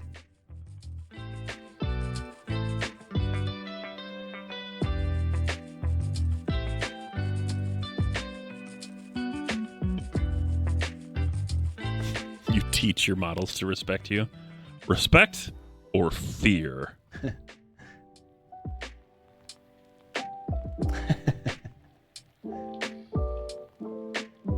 Y'all know that Zero Dark 30 didn't pull punches and seemed slightly critical of the CIA? That was by design. Was that related to something that we were discussing? Are you trying to gaslight right now? It was in response to something else. I'm listening to this crazy podcast about the CIA and a screenwriter's disappearance. Government controls so much TV and movie media. That statement, I don't think is actually true. Just FYI.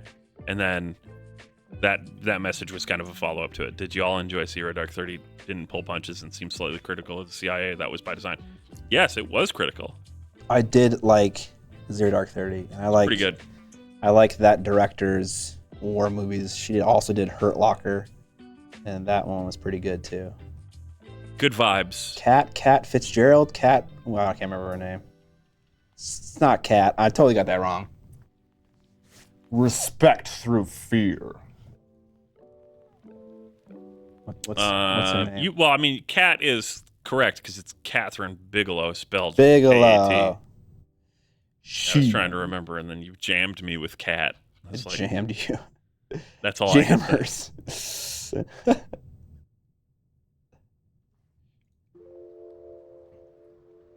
All right, let's paint some more of this. Hasn't done anything since Detroit? Really? Oh, I saw Detroit too. I remember liking that, but I kind of don't remember the movie. Yeah, I watched it. Yeah, The Hurt Locker and Zero Dark 30 were both nominated for Best Picture. Finally I didn't like The Hurt Locker as much as Zero Dark 30. But they're both good. I finally watched Black Swan last month. So disappointing. It's just Ballerina Fight Club. Jessica Chastain. Is that the red-haired woman in Zero Dark 30? I feel like I should know her name and I don't. Isn't she also in Arrival? Is that the same person? Oh, actually, excuse me. The Hurt Locker won Best Picture in 2009. Oh my God, it did. Okay, then wow. My opinion is shot. Yeah, I can't like it anymore. Well, I mean, I didn't really like it that much. It was good, but I can't remember what the problem was, or the problem that I thought I had with it. But I enjoyed the majority of it. It's weird when a movie does something incredibly well. It makes it easier for me to critically look at other parts of it. That was my experience watching Spider-Man or Across the Spider-Verse, because I was like, man, the creativity is just unhinged. What is wrong with this movie? And then it just made it kind of easier to kind of look for those problems. That was the year that they switched to 10 nominations for the category. So the other ones that it was competing against were from 6? From 5. From 5? Okay.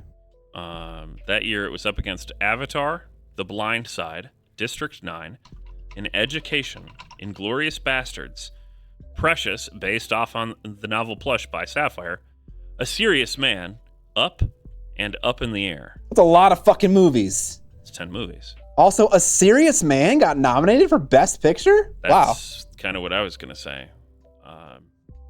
That movie was very strange. Filmed in Minnesota. Yeah. Good old Coen brothers. I would actually pick Up in that list. You got an Oscar for it. Nice.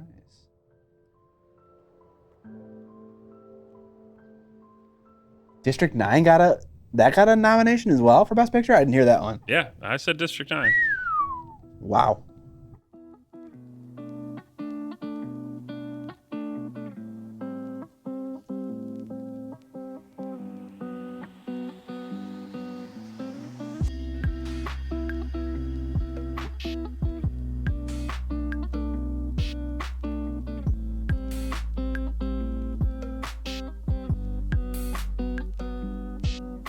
Okay, whatever, good enough. Let's just check it against this guy. Yeah, I went way brighter on the highlights with these second dudes. Yeah, but they're like, you can just say that he has this more tan skin tone. He doesn't have to be pasty white guy.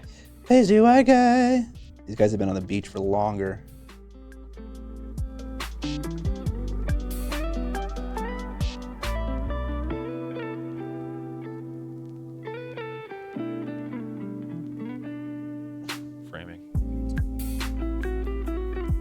Oh, don't fall over.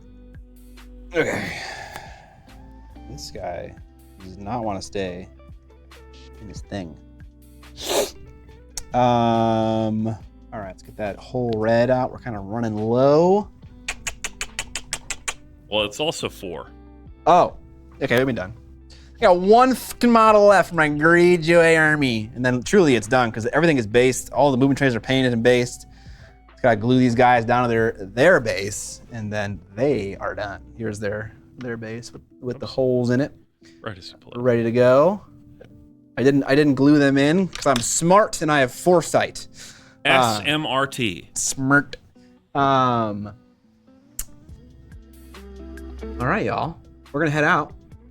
Thank you for hanging out. Thank you for the lovely support. 67 subs, probably even more than that, honestly. For the stream today. That was amazing. Thank you for the support. I really appreciate it. We're gonna head out. Who should we raid? Was it good? It was a good conversations today. We did a lot of good chatting. Who did we raid last week? Monument? Yes. He gifted 20 subs today, so maybe we should just raid Monument again. Whatever works. I don't mind. I I don't really care who we raid, as long as they're not the douchebag, which there are very few of those in the hobby. But a lot of them on Twitch. Yeah. I'm thinking of one in particular. Oh, Malev is still live? Oh, I feel like we should. Well, I was gonna say we should return the favor to Malev, but then I remember that I'm the one that always raids him. He's raided to us a couple times. But oh, has he? Okay. Crazy Crazy Basie has 5 more subs. Thank you for the sub. Who does Scott hate? That's for me to know and for you guys to never find out. I only hate one person. I don't even hate them. But it'll remain a secret. Okay. Dirty bag Twitchers. It's not a Twitch. It's not anything to do with Twitch streaming though. Okay, let's raid someone. Let's raid Marco. We got the other guy. You know? I love the other guy. It's day 9, I'm calling it. Yeah, I hate day 9. The most the loveliest person ever. No, it's fucking Banana Slam Jamma. Fuck that guy. No, I was kidding. Fucking day 9. Who hate day 9? The positivity has to be an act. Someone said Zumiko is so cool. Is Zumikito, is he live? Oh, that'd be cool to raid him. I can't spell. Brush. No, I'm not very tapped into the world of Twitch streaming, so I don't. If I'm gonna hate someone, it's gotta be a YouTuber, right? They gotta be on my turf, you know? I love this. I love teasing my this. turf, man. My turf. Everyone on Twitch is lovely to me. Whatever happened to Flickster? I haven't seen Flickster around in a while. I guarantee that lots of people hate day 9. The internet. Yeah, I know. You are probably right, and it makes me upset that you are right. Oh yeah, for sure. For sure, there, bud. For fucking sure, but there are haters for even the least deserving things. Don't change. Like the people that hate on like the Mr. Beast videos that are like, we paid for curing blindness for all these people. Yeah. People are like, how could you do that? It's like, okay, guys. Yeah, that's just it's a bit rough. Take a walk. Is that another painting channel? Again, it's for me to know, for you to never find out. Okay. Did you decide, Evan? Oh, I'm deciding? Let's raid Miniac. He's live right now. All right, we're gonna raid Malev because he's a good guy. Enjoy Malev. He raps for you when you sub. I don't know if he does that anymore, and I always say the same thing. We're gonna just say that he does, and you can hold him to it. Yeah, be like, this is a legally binding contract. yeah, be like, Scott said that you did this, and so now you have to do it. Just like, I think you need to individually sub to him. You can't like gift a bunch of subs, but if a bunch of you just sub to him, and he has to rap the entire time, paints nothing. That's hilarious to me. We can sleuth this. I can't wait to figure out or to see what you figure out. It's gonna be like people pointing at conspiracy boards. Yeah. It's the lady that grooms dogs. Dude, I love that channel. Oh, What, the girl with the dog? Girl with the dog. Yeah. Yeah. You can't escape those recommendations. No, you can't, dude. YouTube wants me to fucking watch that. And apparently it wants you to watch it as well. Yep, 100%. That's hilarious how in a mini painting little niche here, 3 of us have all got recommendations. I mean, yeah, I just like that you get to learn about the dog breeds too, and while also watching them be cute. There was one with like a litter of like 10 husky puppies or some shit, and it was just like the best thing. It was so cool. I'll present my findings in the Discord. All right, tag me when you do. And then he puts the little sleeve on their heads. It looks so pathetic, sleeve. Dude. It looks so pathetic. He had to wear his happy sleeve. I know. It's like, this is good for you, but you know, okay, we gotta stop this. This is ridiculous. Okay. All right, we're gonna send you over to Malev. You ready to do this thing? Yeah. All right, guys. Thanks for supporting, hanging out, chatting in the stream. A lot of fun. We'll catch you this Thursday for a gaming stream. We're gonna play Shatterpoint because I have been missing some Shatterpoint in my life. Me and Curtis will be playing this Thursday, 7 p.m. CST, 10 p.m. CST. So tune in for that gaming stream. Otherwise, enjoy the sultry tones of Malev. See you.